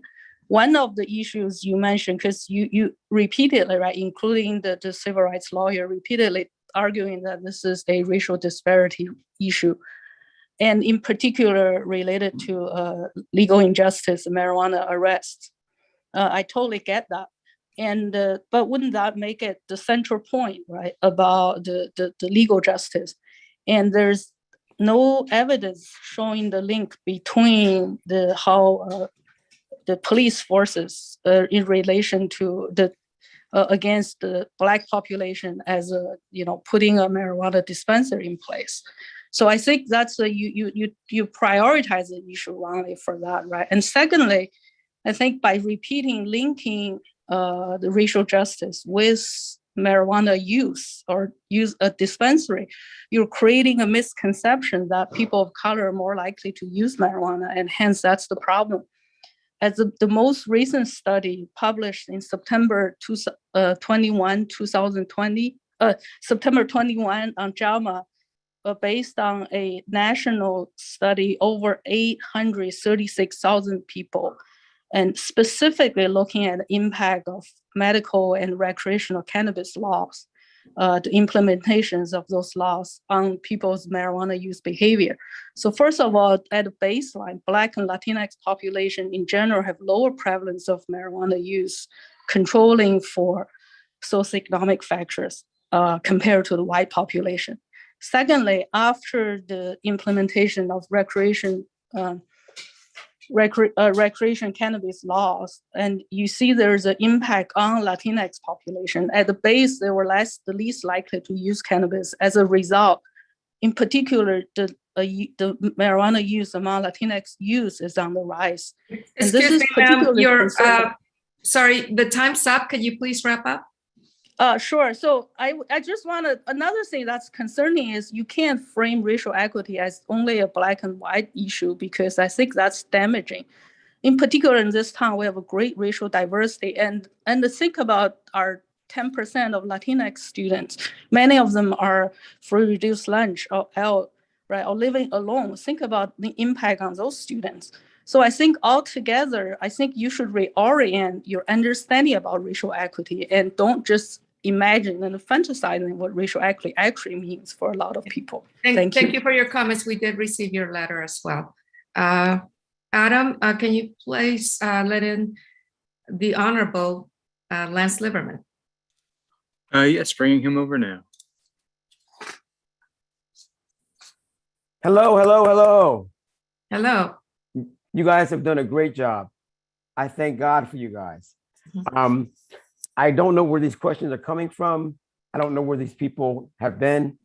Let me say this. I may not be a person to visit a dispensary. I may not be, my family might not be able to, but I think it's fine in Princeton. I was born in Princeton in 1962. I've been here all my life. I served as councilman. I served as council president. I served as acting mayor. I serve on boards and commissions, and I don't see a harm at all. I served on the board of Corner House for many, many years. I don't see a problem at all. I see a problem with folks trying to equate a racial disparity or racial issues with this. You know, they opened up this store called Urban Outfitters on Nassau Street. And when I was on the board, when I was on the council, members of the community said, you're going to draw all these negative folks to Urban Outfitters. And I'm like, who in the heck can afford 100 pair of jeans and all this other stuff to come from Philadelphia, Newark, Irvington? It was a joke. This is not where we are. Princeton is a place, a unique place, a place that I'm happy to live in, a place I'm happy to support, a place where folks will do the right thing. If there's any issue with the dispensary getting out of control, then we will do what we have to make sure things work out. But like everyone else that have said over and over again, this has been done many times without major issues. Someone mentioned about shootings and killings and this and that. Well, just turn your television on channel 10 and look at Philadelphia and other places where there's no dispensaries right now and see what's happening. This is ludicrous. So for me, I just want to say I support you 100%. Stay on course. Please do not let naysayers turn you around. And I'm here to say, keep up the good work. And the task force did their job. Eve and everyone else that helped lead that task force, I'm appreciative as a taxpayer member of Princeton to live here with this kind of wisdom. That's all I have to say. Hope I didn't do 3 minutes. But Thank you, Lance. Thank you, Lance. Adam, can we please let in the next person? Yes, bringing over Abigail K. Hello, good evening. Thank you to the town council for creating the Cannabis Task Force, and thank you to the task force for the hard work over the past 8 months. My name is Abigail Kalmbach London. I live in the western part of Princeton. I'm a mother of 2 young daughters with 1 in Community Park. I have a doctorate in neuroscience from Northwestern and an undergraduate degree in electrical engineering from Princeton. My parents also have strong ties with the town for over 50 years. More recently, my mom was an 8th grade science teacher at the middle school for over 10 years, and my father was trained and worked at the Princeton Theological Seminary. I stand in strong support of the town to create an equitable legal cannabis industry in Princeton, so much so that I plan to apply to open a cannabis dispensary here. Some might question why I'm taking a detour from the solid academic trajectory I was on, most recently as a research scientist at Columbia and adjunct professor at Barnard, to sell pot. And in case it's not just my mom, let me briefly tell you. I strongly believe that the many bioactive compounds in cannabis and some other traditionally used botanicals can be combined and paired to individuals to create personalized medicine. And I want to create a dispensary to bring personalized medicine to our town. For over 20 years, I've been self-medicating with cannabis to supplement my antidepressants and ADHD medications that I've been prescribed for longer than that. Therefore, I know from personal experience that certain strains of cannabis at particular doses can act as powerful antidepressants. Indeed, I believe that each of us has particular strains of cannabis that can provide a number of different desired experiences, including both medicinal and recreational experiences. And with my scientific background, I'm ready and eager and determined to determine this pairing for adults in our community. While I'm also obviously a strong proponent of cannabis use, I'm also a parent and trained developmental neuroscientist. As strongly as I advocate for adult use of cannabis, I advocate against the use of cannabis in teens and young adults. I'm an educator and have already started working with partners on creating material to educate members of our community, from our youngest to our oldest, with particular focus on our teens. I will close by saying that Princeton is a beautiful town with a very rich and deep history. It is my aim that, if provided the opportunity, my dispensary will complement the town and history. I will work with members of the community to assuage any concerns as I create a respectful and respectable cannabis dispensary. Thank you to Council and the task force for your work and the opportunity to speak tonight. Thank you, Abigail. Adam, can we let in the next person? Yes, bringing in Jian.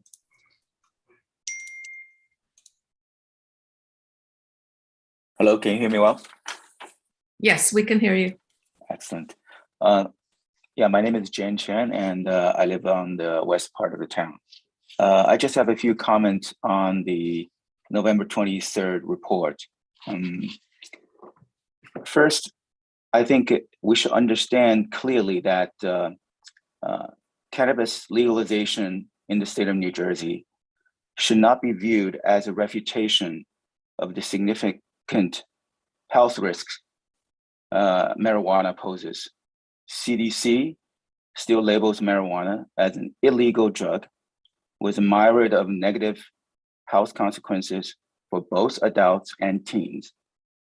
I think it's a major mistake to consider marijuana as an equivalent to other age-restricted products and to mirror the marijuana regulatory framework to that of alcohol products. Second, a decision to permit retail marijuana operation in Princeton would have profound long-term impact on the community. It is unclear why the CTF focused its study only on states that have a nascent retail marijuana market and purposefully left out more matured markets, which presumably provide more data points on marijuana's long-term impact on public health and safety. And third, the CTF seems to believe, by citing anonymous data, that the prohibition of cannabis has unequivocally failed to decrease underage use.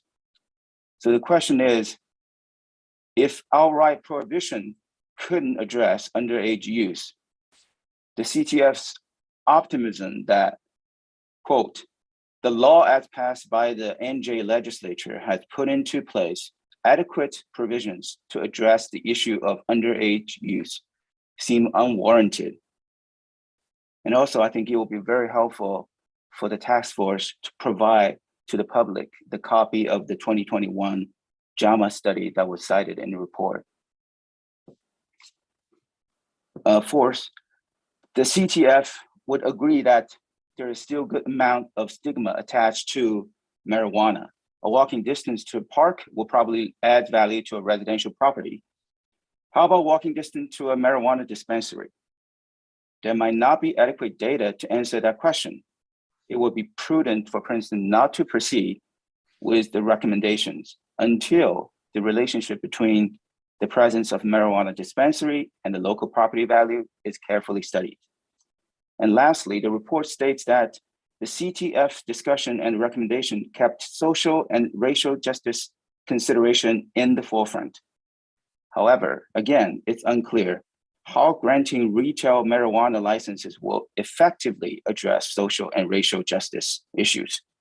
If the goal is to provide business opportunity and job opportunity to those who were historically wronged by war on drugs and to generate funds for other social justice causes, CTF should make a sincere attempt to quantify the benefit before proposing these recommendations. How many people in Princeton with past marijuana convictions are in the position to own marijuana dispensaries? What is the estimated annual tax revenue from is expected to collect from marijuana operations? Thank you, Mr. Chen. It's over the 3 minutes. All right, just one last sentence. At the minimum, the Princeton community should be given the opportunity to weigh the potential benefits against the potential downside of having retail marijuana operation in town. Thank you very much. Thank you for your comments. Adam, can we let in the next person? Yes, bringing over Y. Hello, can you hear me? Yes, we can. Thank you. So my name is Wei Wu. I'm a resident in the northern part of the town on Cherry Valley Road. I came to this country 28 years ago, but now I call this place my home now. And particularly Princeton, because out of those 28 years, I spent 20 years in Princeton. So just same like you, I love this place. I think I heard a lot of good debates and conversations, either for or against the dispensary in town. I think both sides have good reasons. Now, my question, I mean, for the task force, I mean, clearly you have spent a lot of time and effort to connect the data and analyze the data. Now, I think a couple points I think from your report seems like this is an issue associated with equity and also associated with the social justice, right? You have presented a lot of data on white, on African Americans, all those information. But I guess my question is, in this town, there are about, I just checked the demographics, 15%, they're actually Asians in this town. There are also about 8% Hispanics in this town, and 6% is African American. So my question to this task force, or probably more like a request, for your next step, can you be more inclusive of the or probably do more research on this marijuana issue, the use, the impact, not just on white and black, and also on other race, right? Other race, the residents in this town. I think that probably will be more inclusive and probably be more social justice. So that's my sort of a request or my comment. But thank you very much for your time and effort on this issue. I have muted myself. Thank you for your comments, Mr. Mulu. Adam, can we let in the next person, please? Yes, bringing in initials GS. Hello, can you hear me? Yes, we can. Hi, I'm Gabe Saltarelli. I live on Nassau Street in Princeton. I urge the council to reject the recommendations in the CTF report and not allow marijuana retailers in Princeton. First off, the CTF report fails to mention that its recommendations violate US federal law. The CTF recommends allowing 3 marijuana retailers, even though the retail sale of marijuana remains a serious federal crime.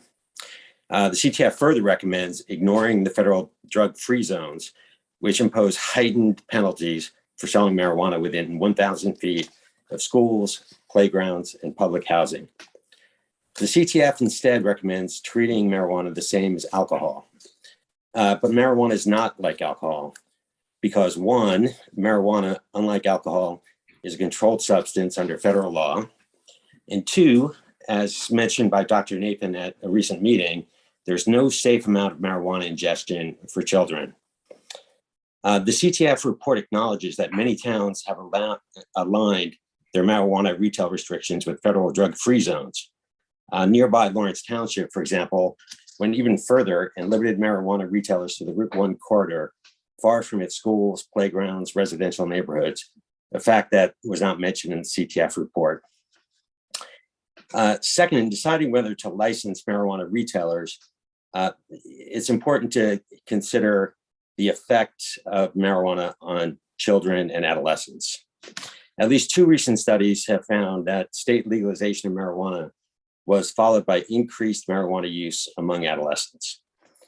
Marijuana use can have many adverse effects on adolescents, including learning, attention, and memory problems, distorted perception, poor coordination, motor skills, anxiety and paranoia, psychosis, sleep problems, addiction, and schizophrenia.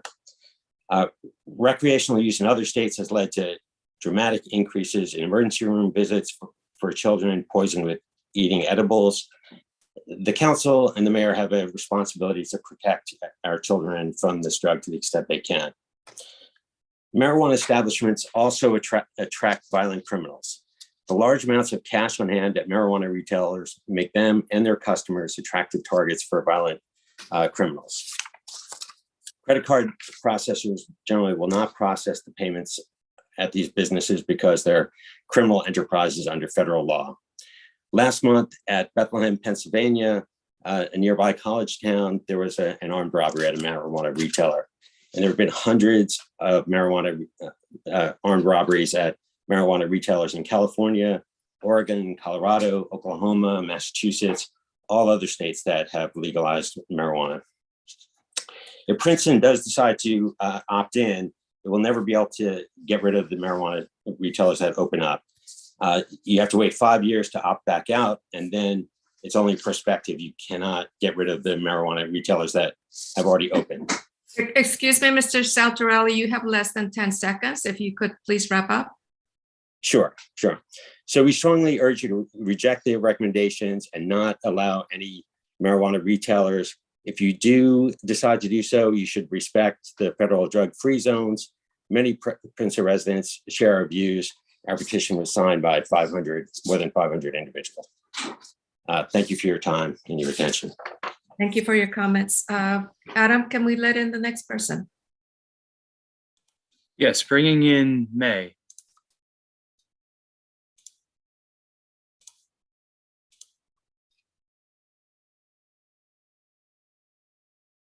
Hello, can you hear me?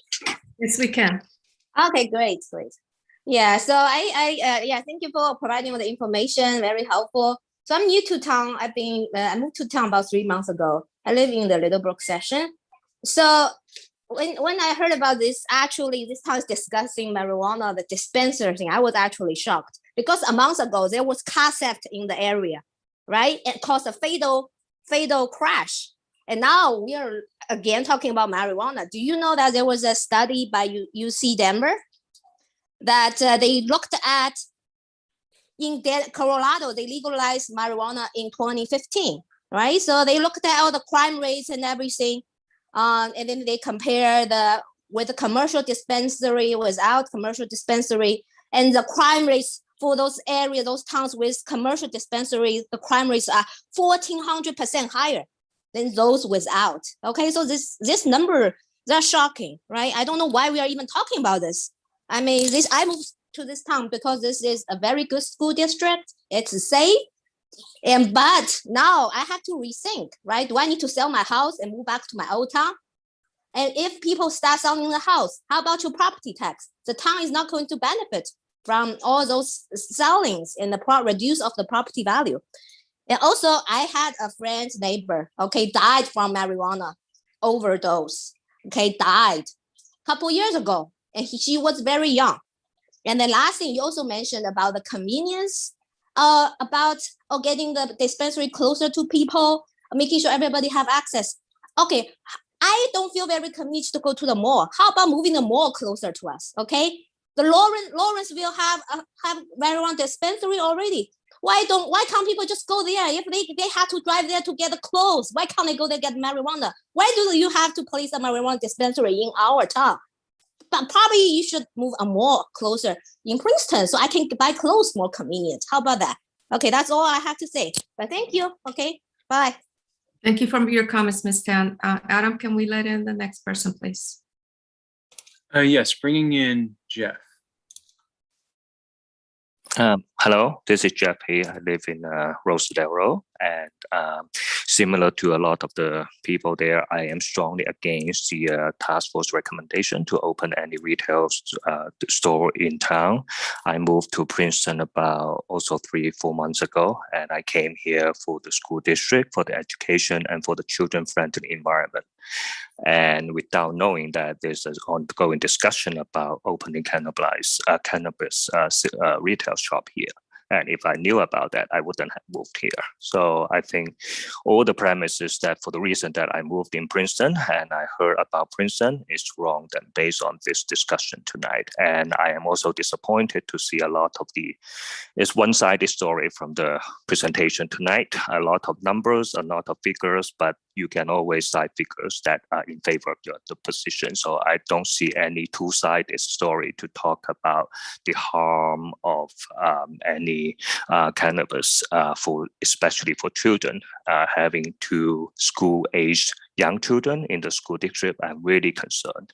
If you do open up any retail shop here, and you can imagine what will happen, especially those close to the school district after people buy there, and especially you're considering any on-site consumption. That's even worse when people getting high there, they walk out of the store and you have does the children playing there or just after school?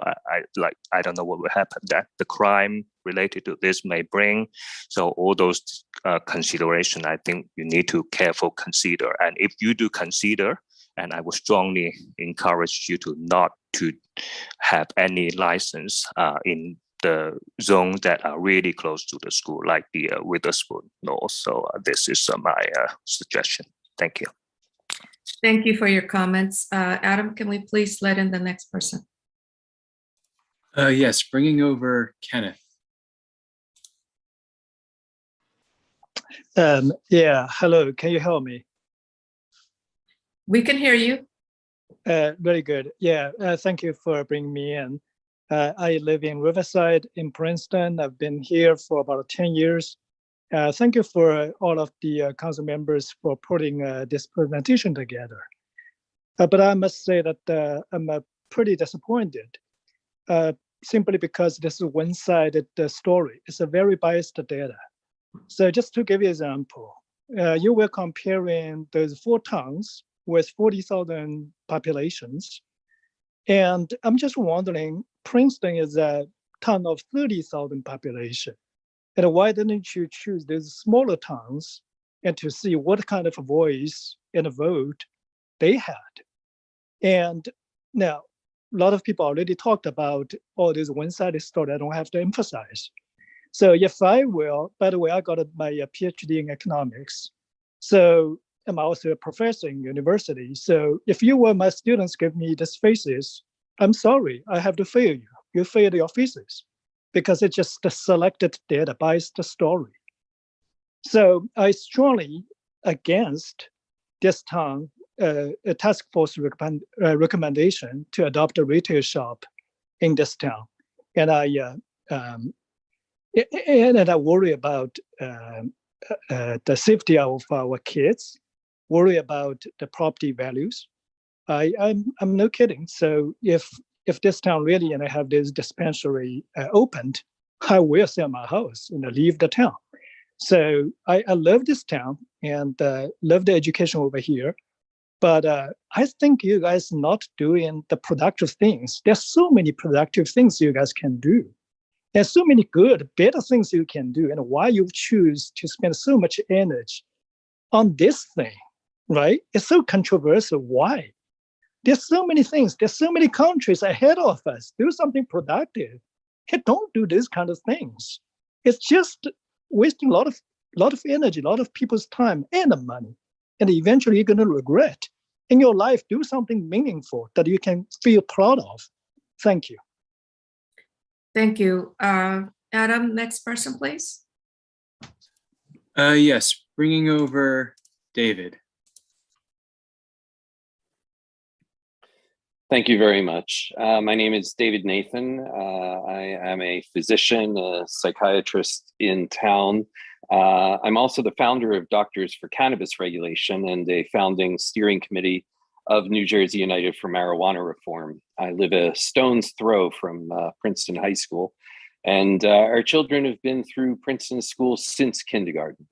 And as a father and as a physician, I share the concerns about the potential health harms of cannabis to adults and especially children. Those harms are real, and that's why I strongly favor the regulation of cannabis and its restriction to retail establishments and dispensaries.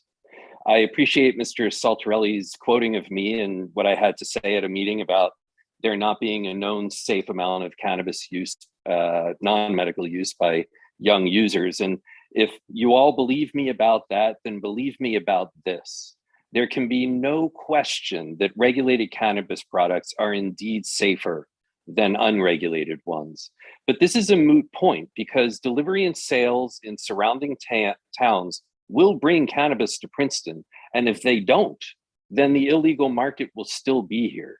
Somebody talked about dispensaries bringing down real estate values when parks will raise them. But we're not going to be better off as a town if cannabis is sold in our parks instead of in dispensaries. Accidental ingestions are supposedly higher where dispensaries are located. First of all, that's cherry-picked data. That's one very little study. I know the data on this stuff, and there's that one study. But there are also more studies that show that there are lower opioid use and overdoses in places where dispensaries are located. But that doesn't mean that the dispensaries are directly responsible for that change. In legalized states, ER presentations and calls to poison control centers for accidental ingestions are indeed increased. But sometimes something like 2 to 4 times even where they were, but that doesn't make legalization the reason for the increase. And in fact, quite to the contrary, parents and pet owners are far more likely to solicit help for accidental ingestions when they don't fear the legal repercussions of doing so. Under prohibition, bringing your kid to the ER could immediately trigger involvement of the police and youth services. You could lose your child, for God's sake. But in legalized states, parents feel more comfortable getting help when needed, and that's a good thing. The absolute numbers were and are still low. Even if you increase the number of cannabis overdoses or accidental ingestions tenfold, those numbers are actually still much lower than most household products. And most importantly, cannabis is not fatal in overdose to humans. We need to get past this perception that cannabis is uniquely dangerous. It is not. This is not alcohol or even nicotine, both of which can kill a child. Household products are also potentially fatal to children, but we don't ban their sales in supermarkets and hardware stores. And somebody talked about knowing of a case of someone who died from a marijuana overdose. Either that's incorrect, and it most likely is, or that person needs to get in touch with me right away so we can publish what would be the first documented case of a fatal marijuana overdose in human history. I ask the council to disregard the many hyperbolic and clearly false claims about cannabis made by opponents of dispensaries. I was one of the CTF members who was part of the unanimous vote, and as a physician, a father, and a person of conscience, I'm proud of this report and its recommendations, and I thank you for your time. Thank you for your comments, Dr. Nathan. Adam, can we please let in the next person? Yes, bringing over Jennifer. Yeah, my name is Jennifer Shane. I live in the north part of Princeton Township. Thank you so much for the opportunity to speak. And then, first of all, I would like to thank the task force for comprehensive report. The massive amount of effort went into it. And then I have enjoyed listening to all the questions from council, as well as the citizens, residents from the township. And then, since I have 3 minutes, and I would like to ask 3 questions. The first one, I think someone has touched base on that, which is racial disparity. As we talk about racial disparity, the representation of Asian American in this council is 0. As someone mentioned, it's about 17% Asian American in this township. Unfortunately, we don't see any Asian American representative in the task force, and hopefully that can be addressed. And then related to this is the ethnic sensitivity related with marijuana use. I think someone presented, and also I really like his comments about academic approach. The data presented is more or less like a univariate analysis. We really need to look at multi-factors in terms of how we're presenting the data. If we really want to get into academic, this is really more of average. I don't know what to say it, but it's really not in the depths of understanding. We really need to have a good statistical presentation of the data, not only for African American, not only for Caucasians. We do need in-depth and comprehensive data for Asian Americans, how the addiction level for minorities and then Caucasians. Maybe there's a difference. We already know for those medication intake. The second point I want to raise is the health topic. I'm very happy to see that the task force recognized that pediatric population, and they should not take, actually, in fact, it's less than 21 years old, should not take any marijuana. But on the other side, has the task force consider the use of marijuana for pregnant women? How about they get really addicted to it? How about young men, young women, they're at the childbearing age? What's the consequence on that? There probably a literature report out there. Perhaps someone can look into it.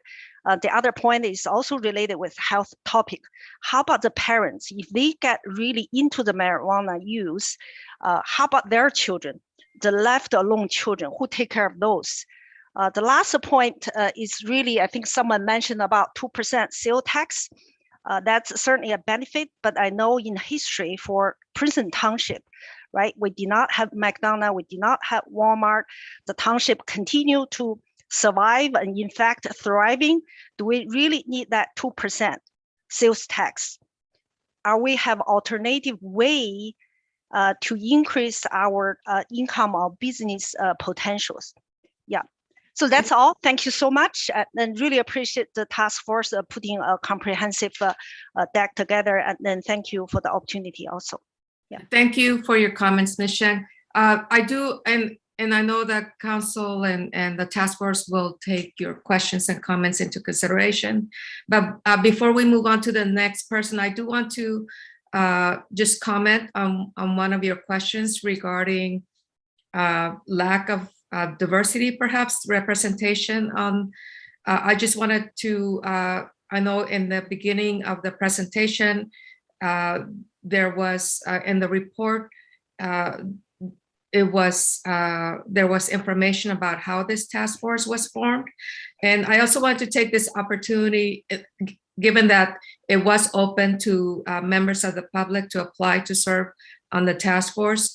But I also want to take the opportunity to comment that for anyone interested in local government and serving boards, commissions, and committees, for the last 2 months, actually, we've been announcing that there's vacancies on some of our boards, commissions, and committees already, and there's also more expecting to fill more positions in the beginning of the year. So anyone, any member of the public, any Princeton resident who's interested in serving, I encourage you to go to our municipal website and see what boards, commissions, and committees we have, and any that are of interest to you, I encourage you to apply. So with that, Adam, can we please let in the next person? Thanks, Council President. Appreciate that. Thank you. Yes, bringing over Renee. Hi, yes. My name is Renee Obregon. I live on 38 Walker Drive.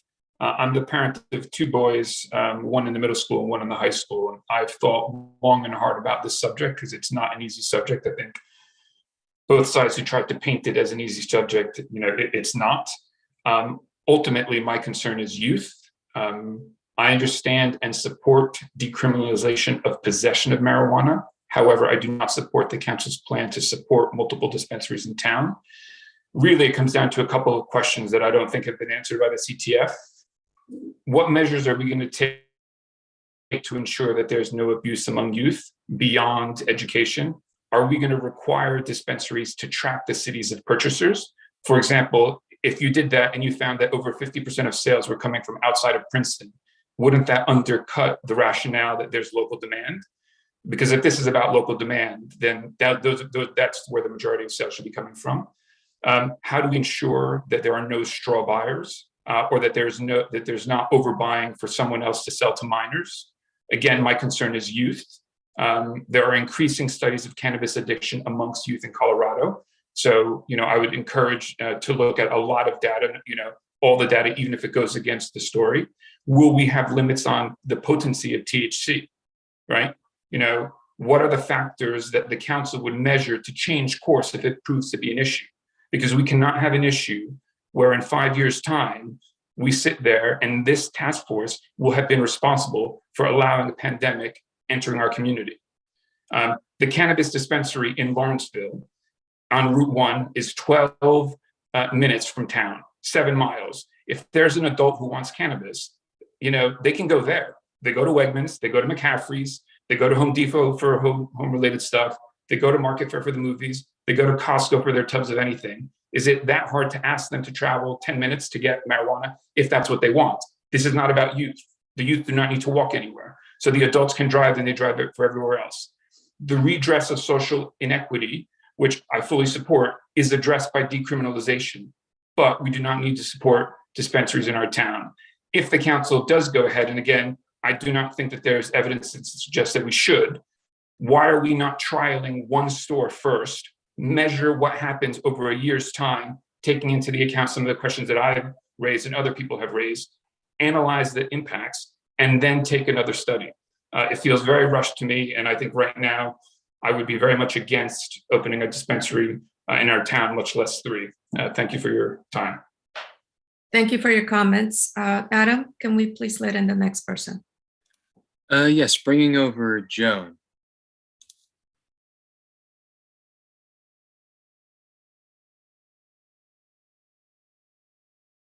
You can unmute yourself, Ms. Levitt.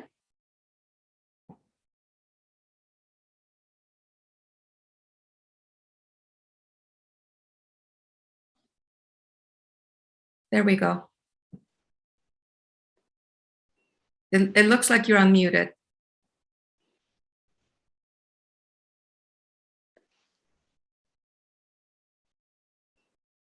Okay. Seems to be having some difficulty. Can we go on to the next person and perhaps come back? Yes, bringing over Dozer. Hello, my name is Dozier Hammond. I live on Lee Avenue. I've been here for 30 years in Princeton. I think the case is that we do have marijuana in Princeton already. And the question is, are we going to try to regulate it? And how are we going to deal with the fact that people will be using it in the future? I do really understand, especially the part about trying to keep youth away from it, but I can tell you it's in our high schools, if not in our middle schools already.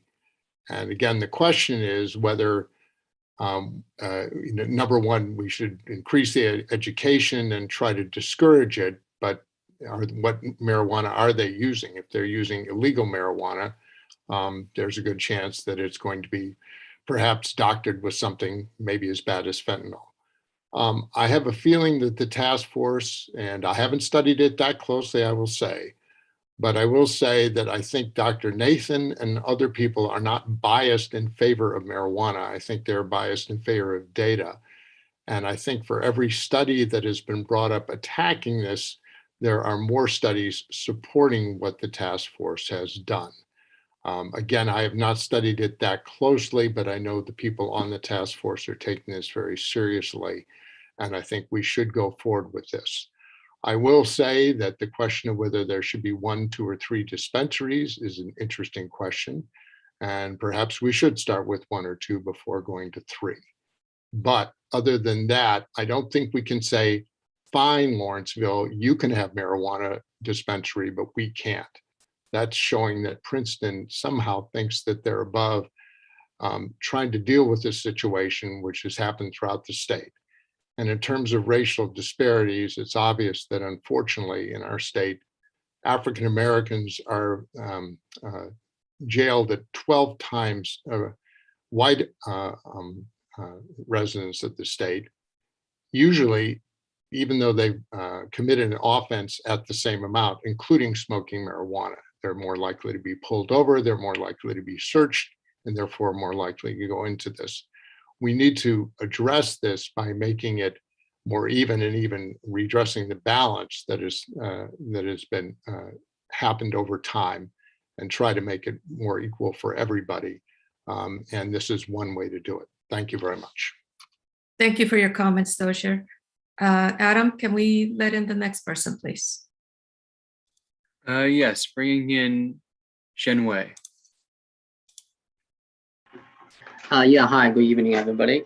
Thank you, everybody, for the CTF task force to study this. I actually went to the library for one of the public hearings during the summer.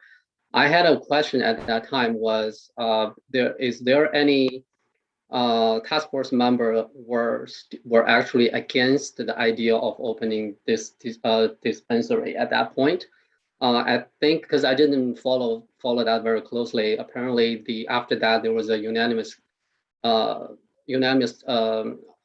decision to prove that. So to me, I think it's pretty one-sided committee.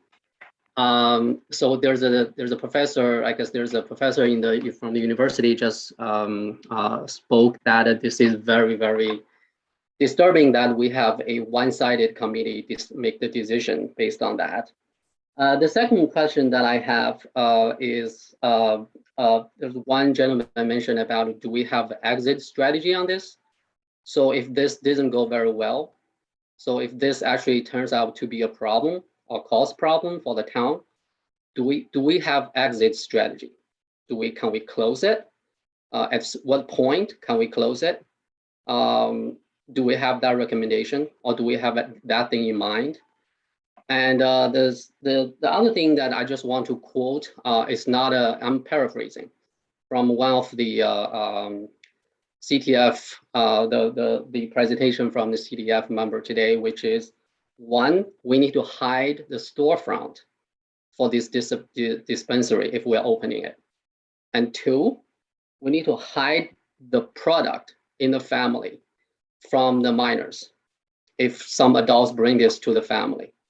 So something to think about is, if we need to hide something that we're going to open in the public, and we need to hide that in the family, why do we need it, right? So, and the last question I have, actually I have a friend just text me asking a question that would you, the question is, will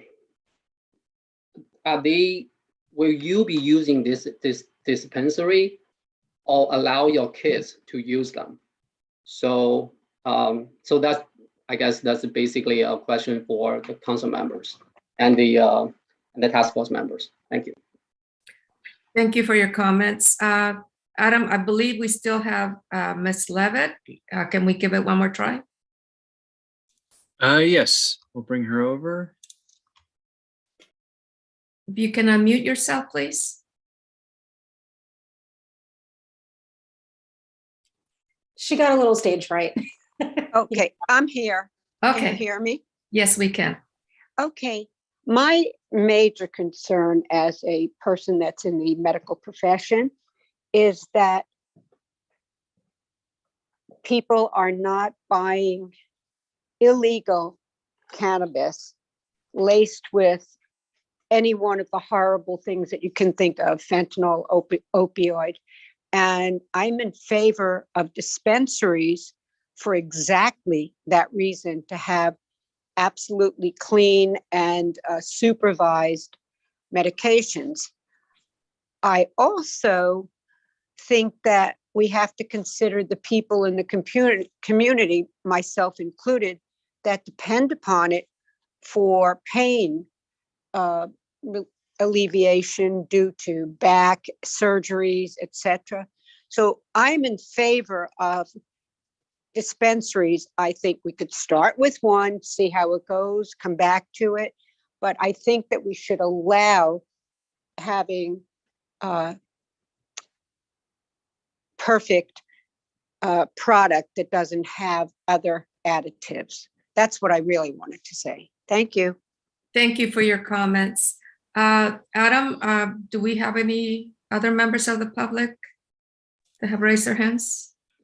We did have Ming before, who we had in but did not speak. We could try again. Will she need to raise her hand again, or his or her hand? I lowered the hand, but they're still here. Okay. There we go. If you can unmute yourself.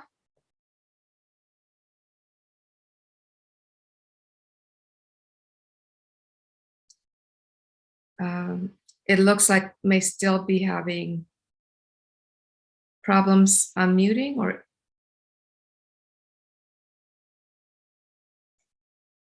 Okay. I just don't think it's doesn't seem to be working. So are there no other hands that are raised? And no other hands. Okay, thank you, Adam. So now if we can, Eve and Michelle, if you'd like to make any closing comments on behalf of the task force, including what the next steps are for the task force. Yeah, before we move to that, do we have any letters that need to be read into? Oh, I'm sorry. Yes, thank you for reminding me. Yeah. We did have some letters. I believe Eve and Michelle, you were going to read them, but I do understand that some of them, the individuals did speak. Yeah, we can skip over them. The first one was King Lee. I'm not sure now. That person spoke. Okay, so next was Dave Jenkins, and Dave also spoke. Next is Wentao Lee from Ray Street. Do you want to read that? I can read that, yeah. Wentao Lee from Ray Street wrote, Dear Mayor and Council of Princeton, I am writing to express my opinion against cannabis dispensaries in Princeton. The crime related with cannabis dispensaries happens from time to time in some other states. To allow retail in Princeton will bring more negative impact to our neighborhood. More retail dispensaries will also increase the access for kids and increase the chance for them to get addicted. 2% tax levy is not worth the safety of my town and my kids. Please don't put any cannabis retail stores anywhere in Princeton. Thanks. Thank you. The next one was Lip Hang I'm sure that that person spoke as well, but I don't want to be unfair. I'm looking again, but I'm pretty sure I saw their name. Sorry. I can go on while you check. Yeah, no, they're here, and I believe that they spoke. Bowen Zhang, I don't believe. I don't think that person spoke. Okay, do you want me to read that? Sure, it might be a little long. Read fast. It might be long. Just yeah, I'll try and make it fast. Okay.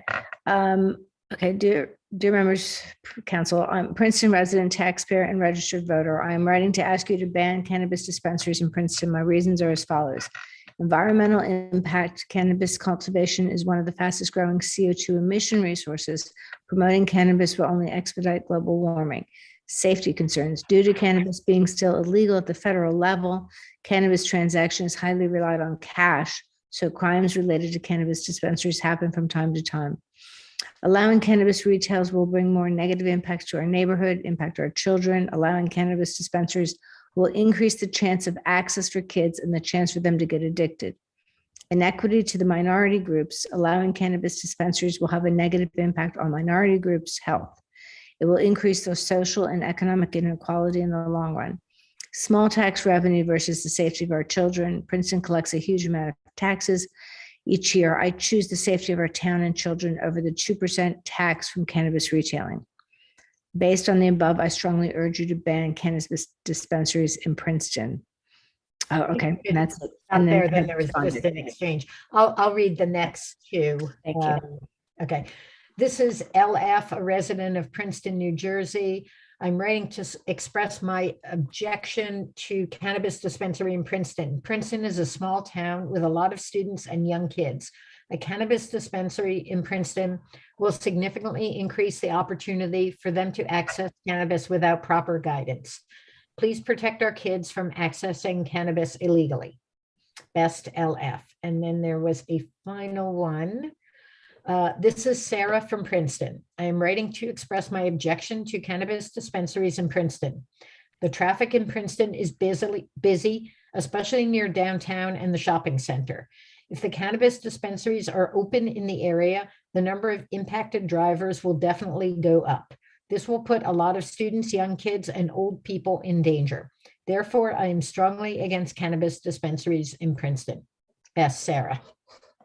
Thank you both. Adam, I see there's at least, I believe, one more person that raised their hand.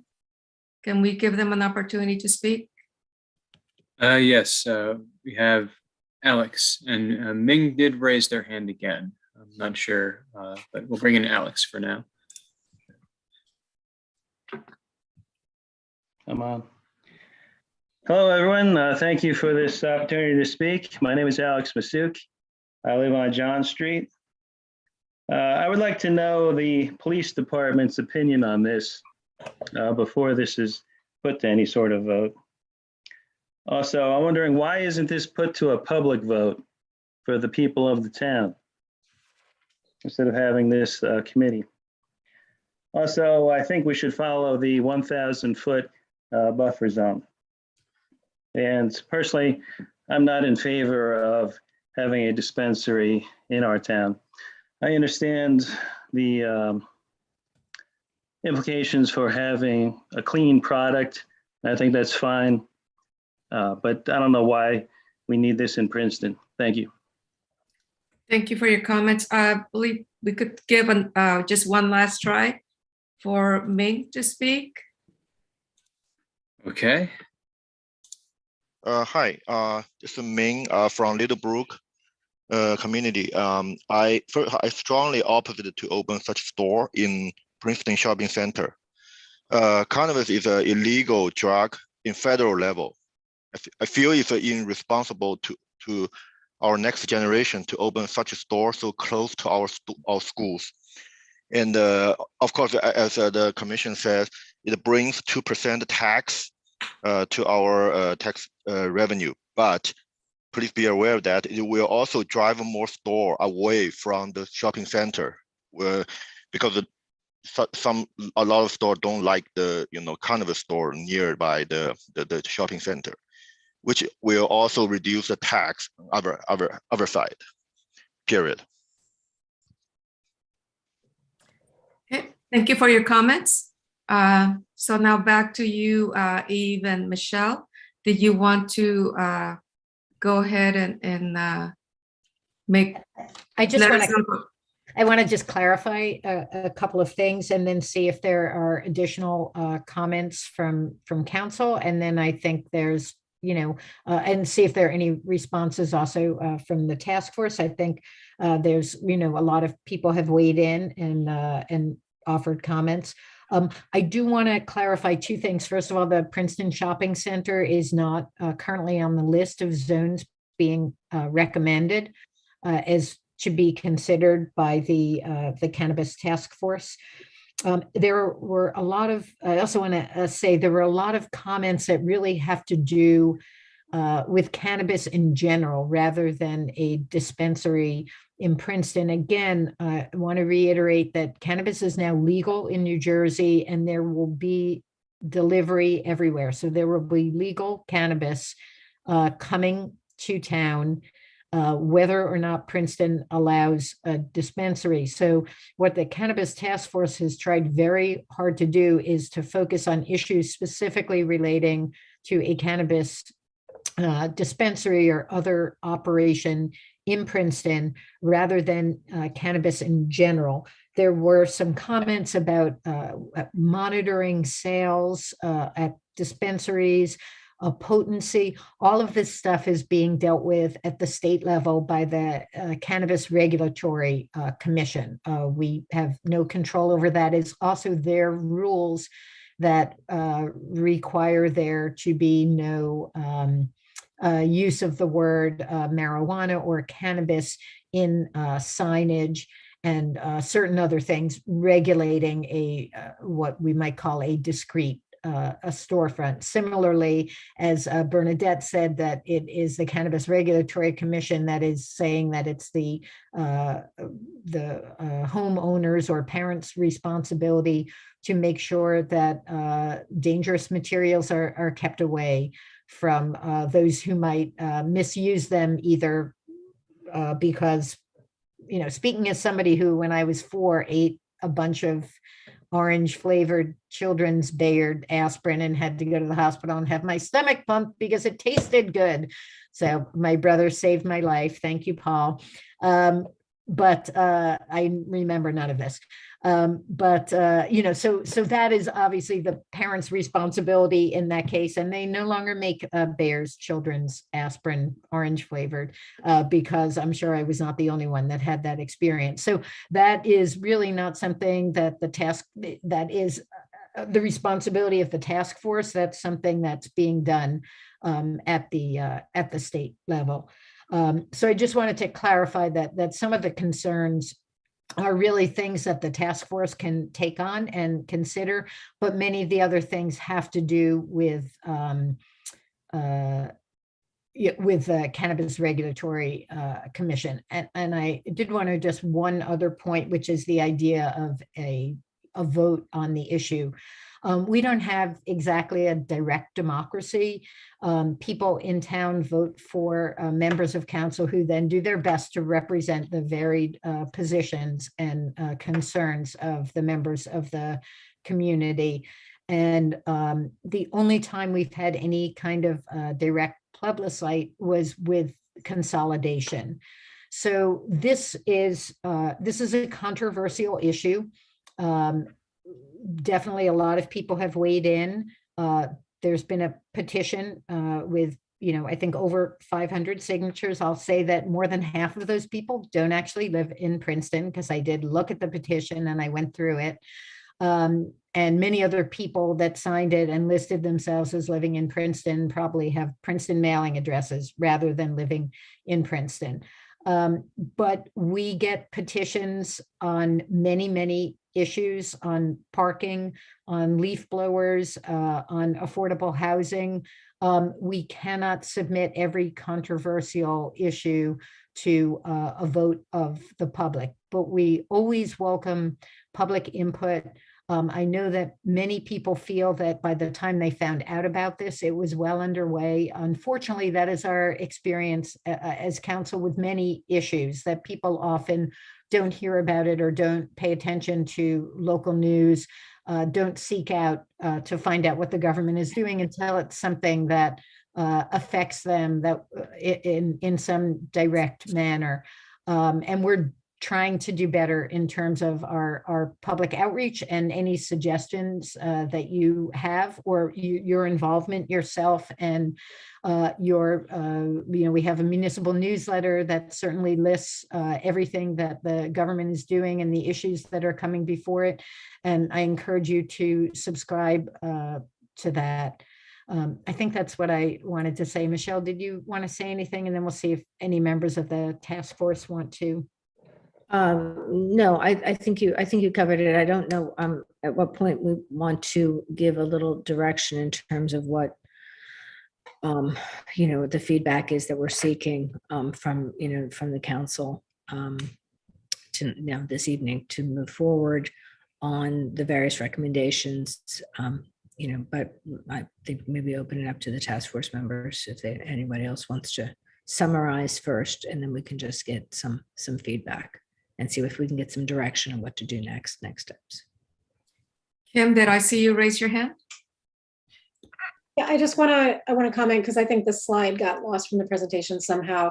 There was one slide where we talked about fair access to cannabis, and some of the people here were talking about why do we need a dispensary in Princeton? And my answer to that is multifactorial, but the main answer is, even though I don't prescribe cannabis because I work for a multi-state organization, I do have plenty of patients that do rely on that for their well-being, whether it's from nausea from chemotherapeutics or pain or other issues, or depression, et cetera. For those patients who live in Princeton, and many of them are elderly, or they have motor impairment or immune dysfunction, and simply can't even get across the highway to Zen Leaf in Lawrenceville. That's an incredible burden for them to find a car, find somebody to drive them, or to be able to afford to pay for an Uber or something else to get there. So, and many of them aren't so blessed to have computers, so you don't see them at these Zoom meetings expressing themselves, but they express to me all the time that they're frustrated that, like, they can go to CVS and get opiates, they can go to CVS and get Valium, but they can't get their prescription for this. And to them, that feels like a gross inequity and something that they would like to see rectified. And those are Princeton residents. So I do feel like we need to take their voices into account, even if they're not able to join these forums. Thank you. Any other members of the task force that wish to comment? Yeah. I mean, just real quick, listening, it was important to me to listen to everyone's feedback and to take it very seriously.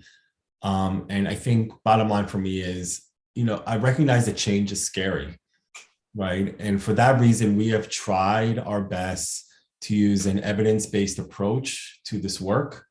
Marijuana has been legal in parts of this country for more than 9 years. We have plenty of examples to look at, and all the doomsday scenarios that have been described by some just haven't come to fruition. The bottom line is that we've had 50 years of drug prohibition that has been an abysmal failure. It just hasn't worked. Drug overdoses reached an all-time high last year, and it wasn't from marijuana. Young people have access to cannabis today.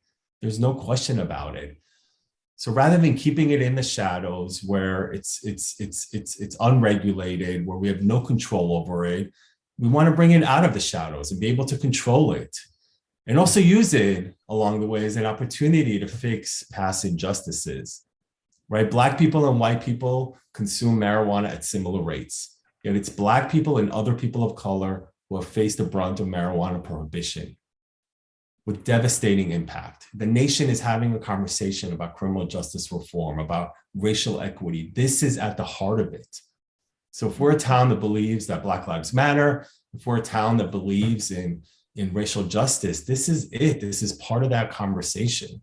So it's time to bring this out of the shadows, give it the Princeton stamp. And I have no doubt that 5 to 10 years from now, we're going to look back at this and see it as the right decision for our town.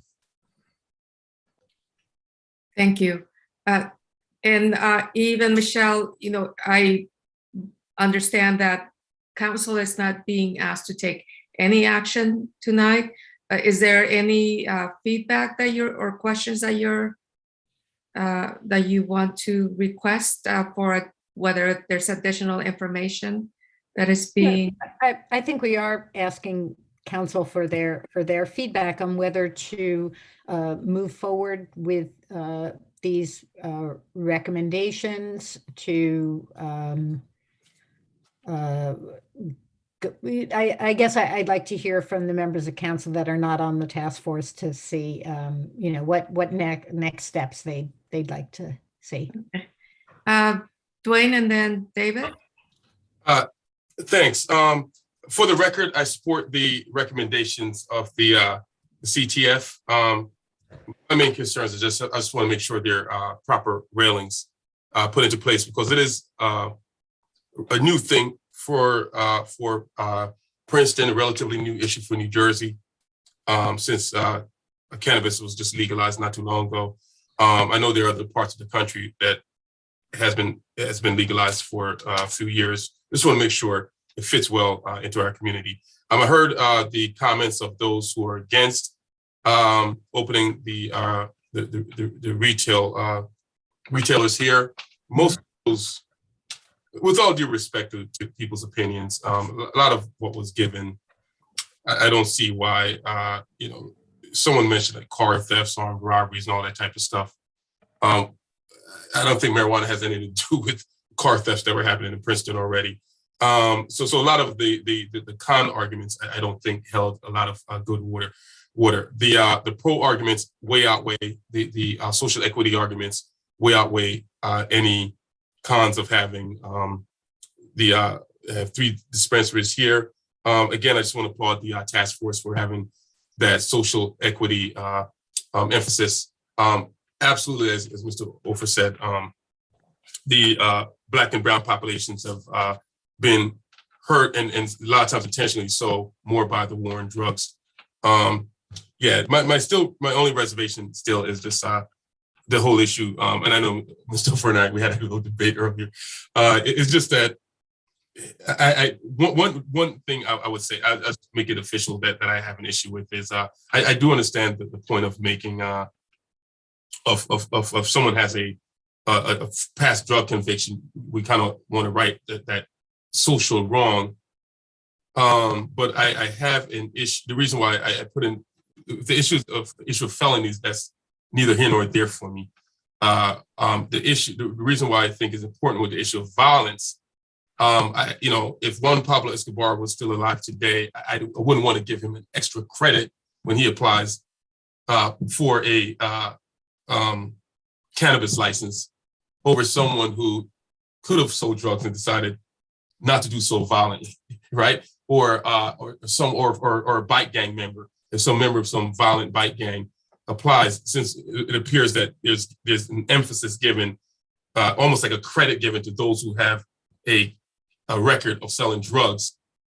There's something to me that's innately wrong with someone who decided to become a violent drug dealer somehow. And I understand, I do agree with Ms. Ofer that people shouldn't always be judged by their worst moments. At the same time, if we're giving someone a credit, in this case, we're giving someone a credit because of their worst moments, it appears. So that's the only problem I have with that.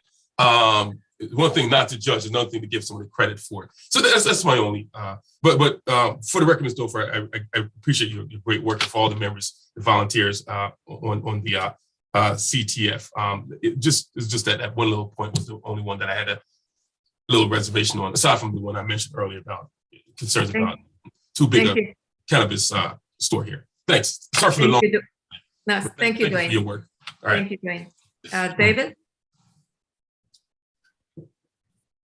And you're muted, David.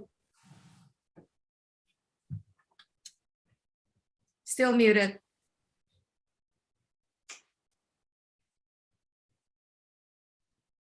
There you go. Yeah.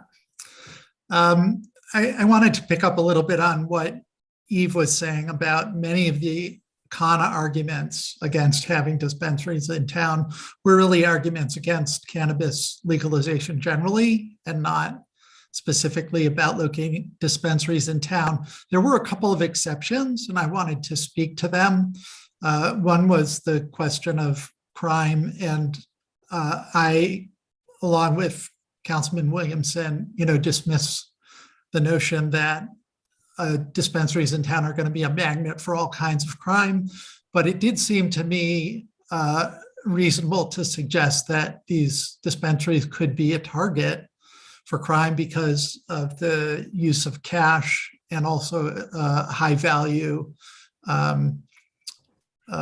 product that's easy to take away. But, would we ban having a Louis Vuitton store in town because they have, high value handbags? And we've been hearing in the news about, these crime rings with the mass looting of stores. It's not a reason for choosing to have a type of establishment or not. Similarly, there was an argument about traffic. And I think that the reality is that, the more towns that accept locations for dispensaries in them, the less you're going to have people traveling from town to town to try to obtain their cannabis. And so it really leads me to Dozier's point that he made, which is that, this is something that Princetonians voted for, the legalization of cannabis. And just from an ethical standpoint, we have to accept the burdens and the benefits that come with that vote. That's my feeling. And that in order to be consistent, to say that we embrace legal cannabis, we should also embrace bringing it into our community and managing it. And, some of the points that the members of the task force made, we want to control it the way that it affects our town as much as we can. And the way to do that is by having dispensaries here. My final comment would be that I don't see a harm in increasing the distance. And it doesn't even necessarily need to be written into the ordinance, but two of the areas where we're talking about locating them are the two service zones, one on Alexander, down, I guess we call it lower Alexander. And the other is the other service area, which is on 206 as you approach the Montgomery border. And I think both of those are very remote from any of our schools, and they're good locations to have dispensaries. And so, I think that is a goodwill gesture we could make to members of the community who are opposed, which is to say, yeah, we're going to choose locations that are a little bit further from our schools and make the cannabis less convenient for our kids. Thank you, David. Michelle? Two comments to David's points. The first is, my understanding is these dispensaries would have their own security that they would pay for. And there's security both to check ID twice to make sure that it's correct ID. And the second is security for the cash component. It would not be security that we would have to provide as a town, but it would be required of the dispensary. And I think that's in the law. In the state level, from my understanding.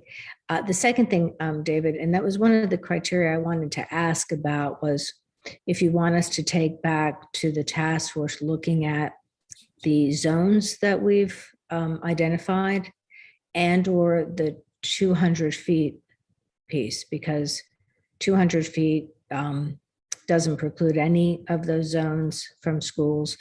If it were further, like if it were 500 feet, that may preclude a little bit of some of the zones, especially in Witherspoon Jackson neighborhood. So that might be one way of doing it, rather than just taking out a zone altogether, would be the distance from schools, which also would answer the question of some of the concerns that we heard from a lot of the feedback that we got. So I didn't know if you had a specific idea in mind. Because the two zones you just mentioned, the downside to them is they're not walkable. And we talked a lot about the equity issue of it being walkable. And we've got a lot of affordable housing that, we want to make sure that it's accessible and equitable. I will just point out that the service area that's close to Montgomery is close to a fair amount of our affordable housing at Griggs Farm and our future project on Harrington Road. But point taken, there are plenty of other people would like to be able to walk to a dispensary as well. And that kind of speaks to the argument of having 3 as opposed to 1 or 2. Thank you. Any other comments from council? Mia? I didn't raise my hand. I think I'm being called on. No, it's because you unmuted. I thought you had something to say. Well, I do. So I would say that, this is an issue that in the past, professionally, I have dealt with from the social justice perspective. So that's has been the lens. But in my current iteration as a municipal official, I am looking at this through a slightly different, more nuanced lens, which is challenging. So I would like to do this in a way that takes into account the concerns of the many people who've written to us, but also allows for us to make the statement that Udi and David and others have spoken to with tremendous eloquence and persuasiveness. And I'm just wondering, does it? I think it doesn't necessarily to start have to be all or nothing, which seems to be how we've been framing this, and I haven't heard anyone speak to the number of dispensaries. I'm wondering if there couldn't be, we couldn't start with 1. It seems like that would be a much more comfortable approach for the community. Just throwing that out there, because I think what I would like to see is the task force go back and deal and dig in on a more granular level and at some of the questions, some of the logistical implications, and one of them, of course, is the number of dispensaries. I think people in the community would feel more comfortable if there was a number that was slightly larger than the 200 yards or feet or whatever. Feet. Okay, feet. And the other thing I'm really interested to hear about is the sort of the zoning implications. And since I also sit on the planning board, I have to say tonight I was trying to imagine what a SPRAB hearing will be like with an application like this. David, I'm sure you had many thoughts tonight about that as well. I don't know. I think the planning board hearings will be more interesting than the SPRAB hearings, since the public isn't welcome to speak at SPRAB meetings. So, you know, I am interested in traffic impacts, parking, all of those boring, unsexy things. But I know that as you know, municipal officials, we do actually need to think about those and take those into account. And so it would be great for the task force to dig into some of those things related to zoning and planning and how we could best integrate this. And also just reflecting what I have heard. I have heard a lot of parents have reached out and said that they felt that they couldn't express their concerns because they felt that in a progressive community, there's a stigma attached to expressing any concern about this. But they have private concerns about their children. So on their behalf, I just wanted to say that it would be reassuring for the task force to articulate, as you said, this is on your to-do list, sort of a plan to work with Corner House. At the high school, they have peer group education, and to just flesh that out. I think any of the things that I've just mentioned would give tremendous reassurance to our community members who do have concerns. And so that would be my request for the task force. But thank you so much, all of you, for the work you put into this. Thank you, Mia. Eve, you had your hand raised? Yeah, I wanted to just quickly address a couple of things that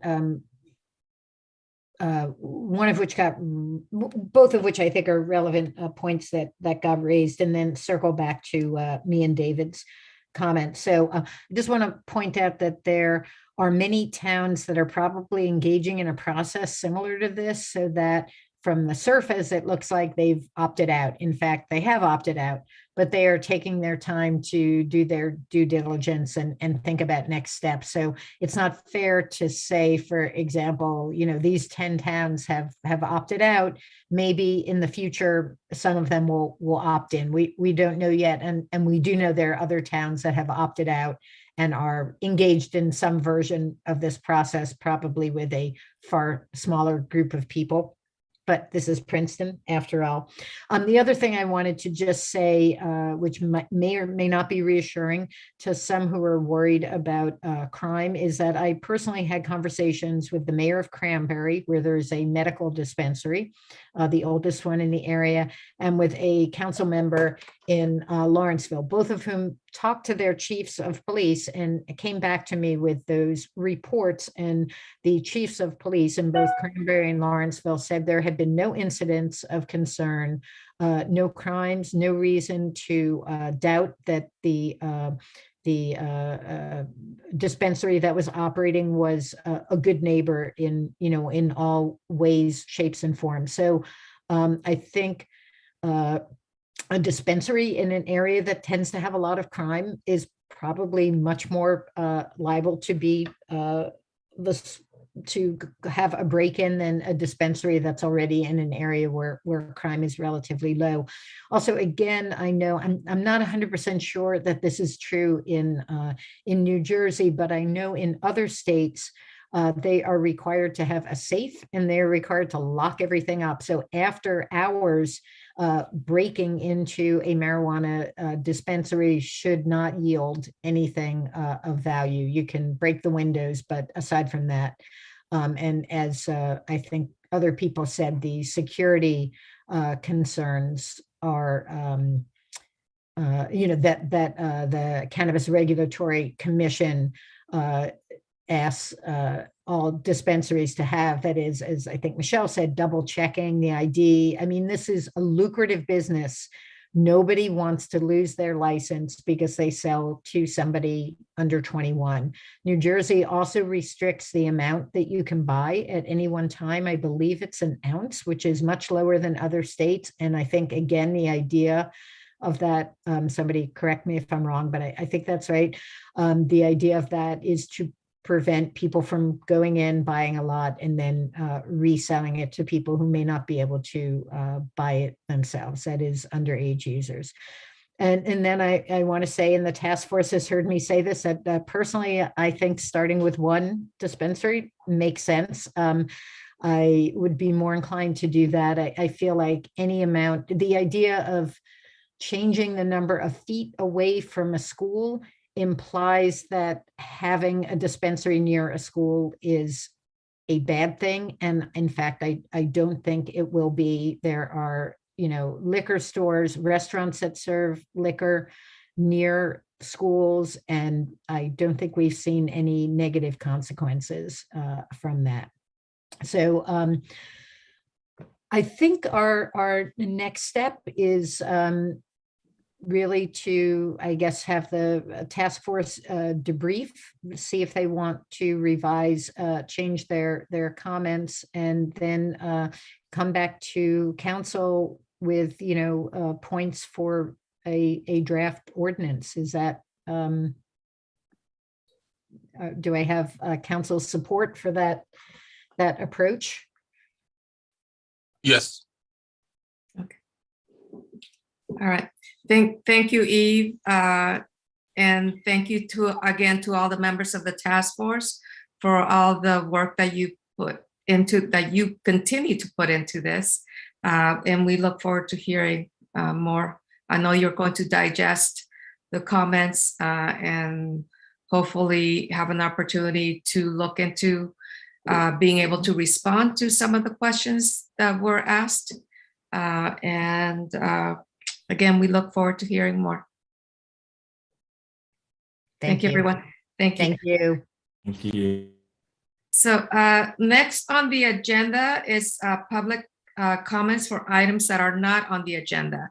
And I just want to emphasize that this is not for another opportunity to comment on the presentation by the Cannabis Task Force. This is for public comments for items that are not on the agenda. Again, same as before, limited to 3 minutes.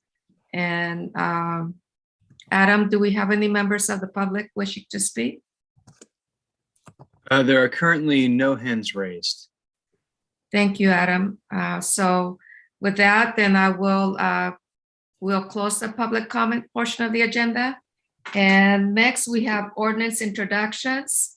The first one is ordinance 2021-34.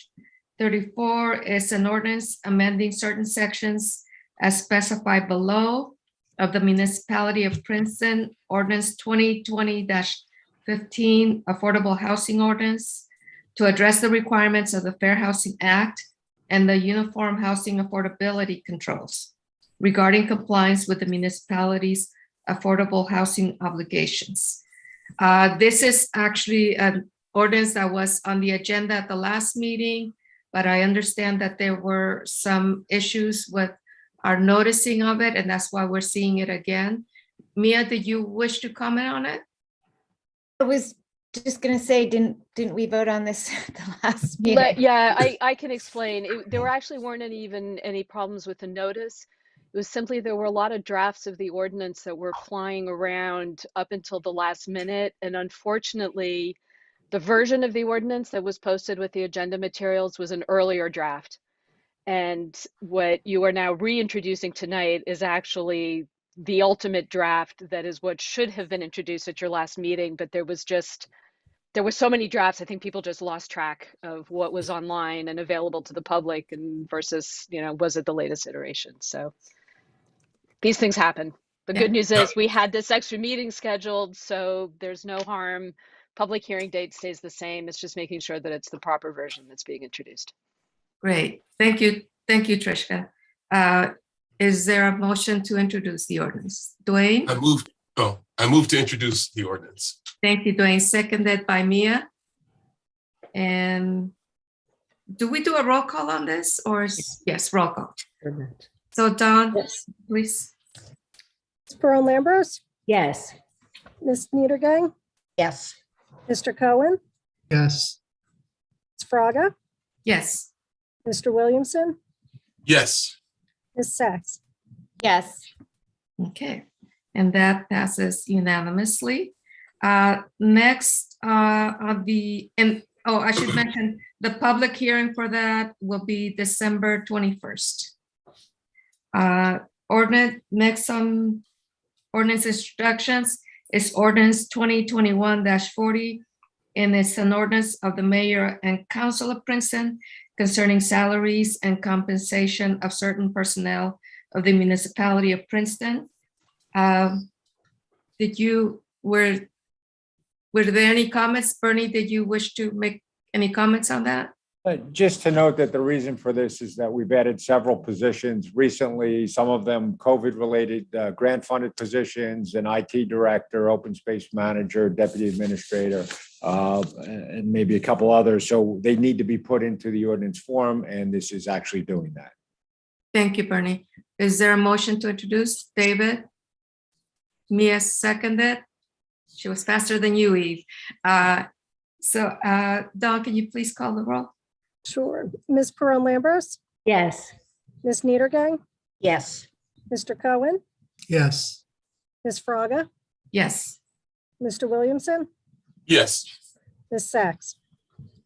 Yes, and I just wanted to add that I'm really excited about these new positions, the open space manager and our fabulous deputy administrators and IT director. There's a lot of thought that's gone into our staffing structure and what we need in the past year. And these new positions reflect that. And I think the community will really experience and see the benefits. So. Ditto. And that passes unanimously. And last on our agenda, we have a resolution. This is resolution 21-363, resolution of the mayor and council of Princeton, extending contract with We Drive You, Inc. for interim transit services for not to exceed an additional $5,500. Is there a comment on that? Mia, are you making a comment or are you making the motion? I'm making a motion and I have a comment as well. I just want to thank Bernie, our administrator, and Lisa Maddox, our attorney, and Jim for finding a way for us to cover this interim period. Otherwise, we would have had no transit for this period. And they really worked hard to figure out a way for us to do this. So thank you. Thank you, Mia. And Michelle, are you seconding? I'm seconding, and I want to also thank Mia for her leadership on this, for moving this forward and getting this going and moving to the end of the year, so and beyond. Thank you. Thank you both. So that was I echo that too. Compliments to all involved to keeping this really important service available for our residents.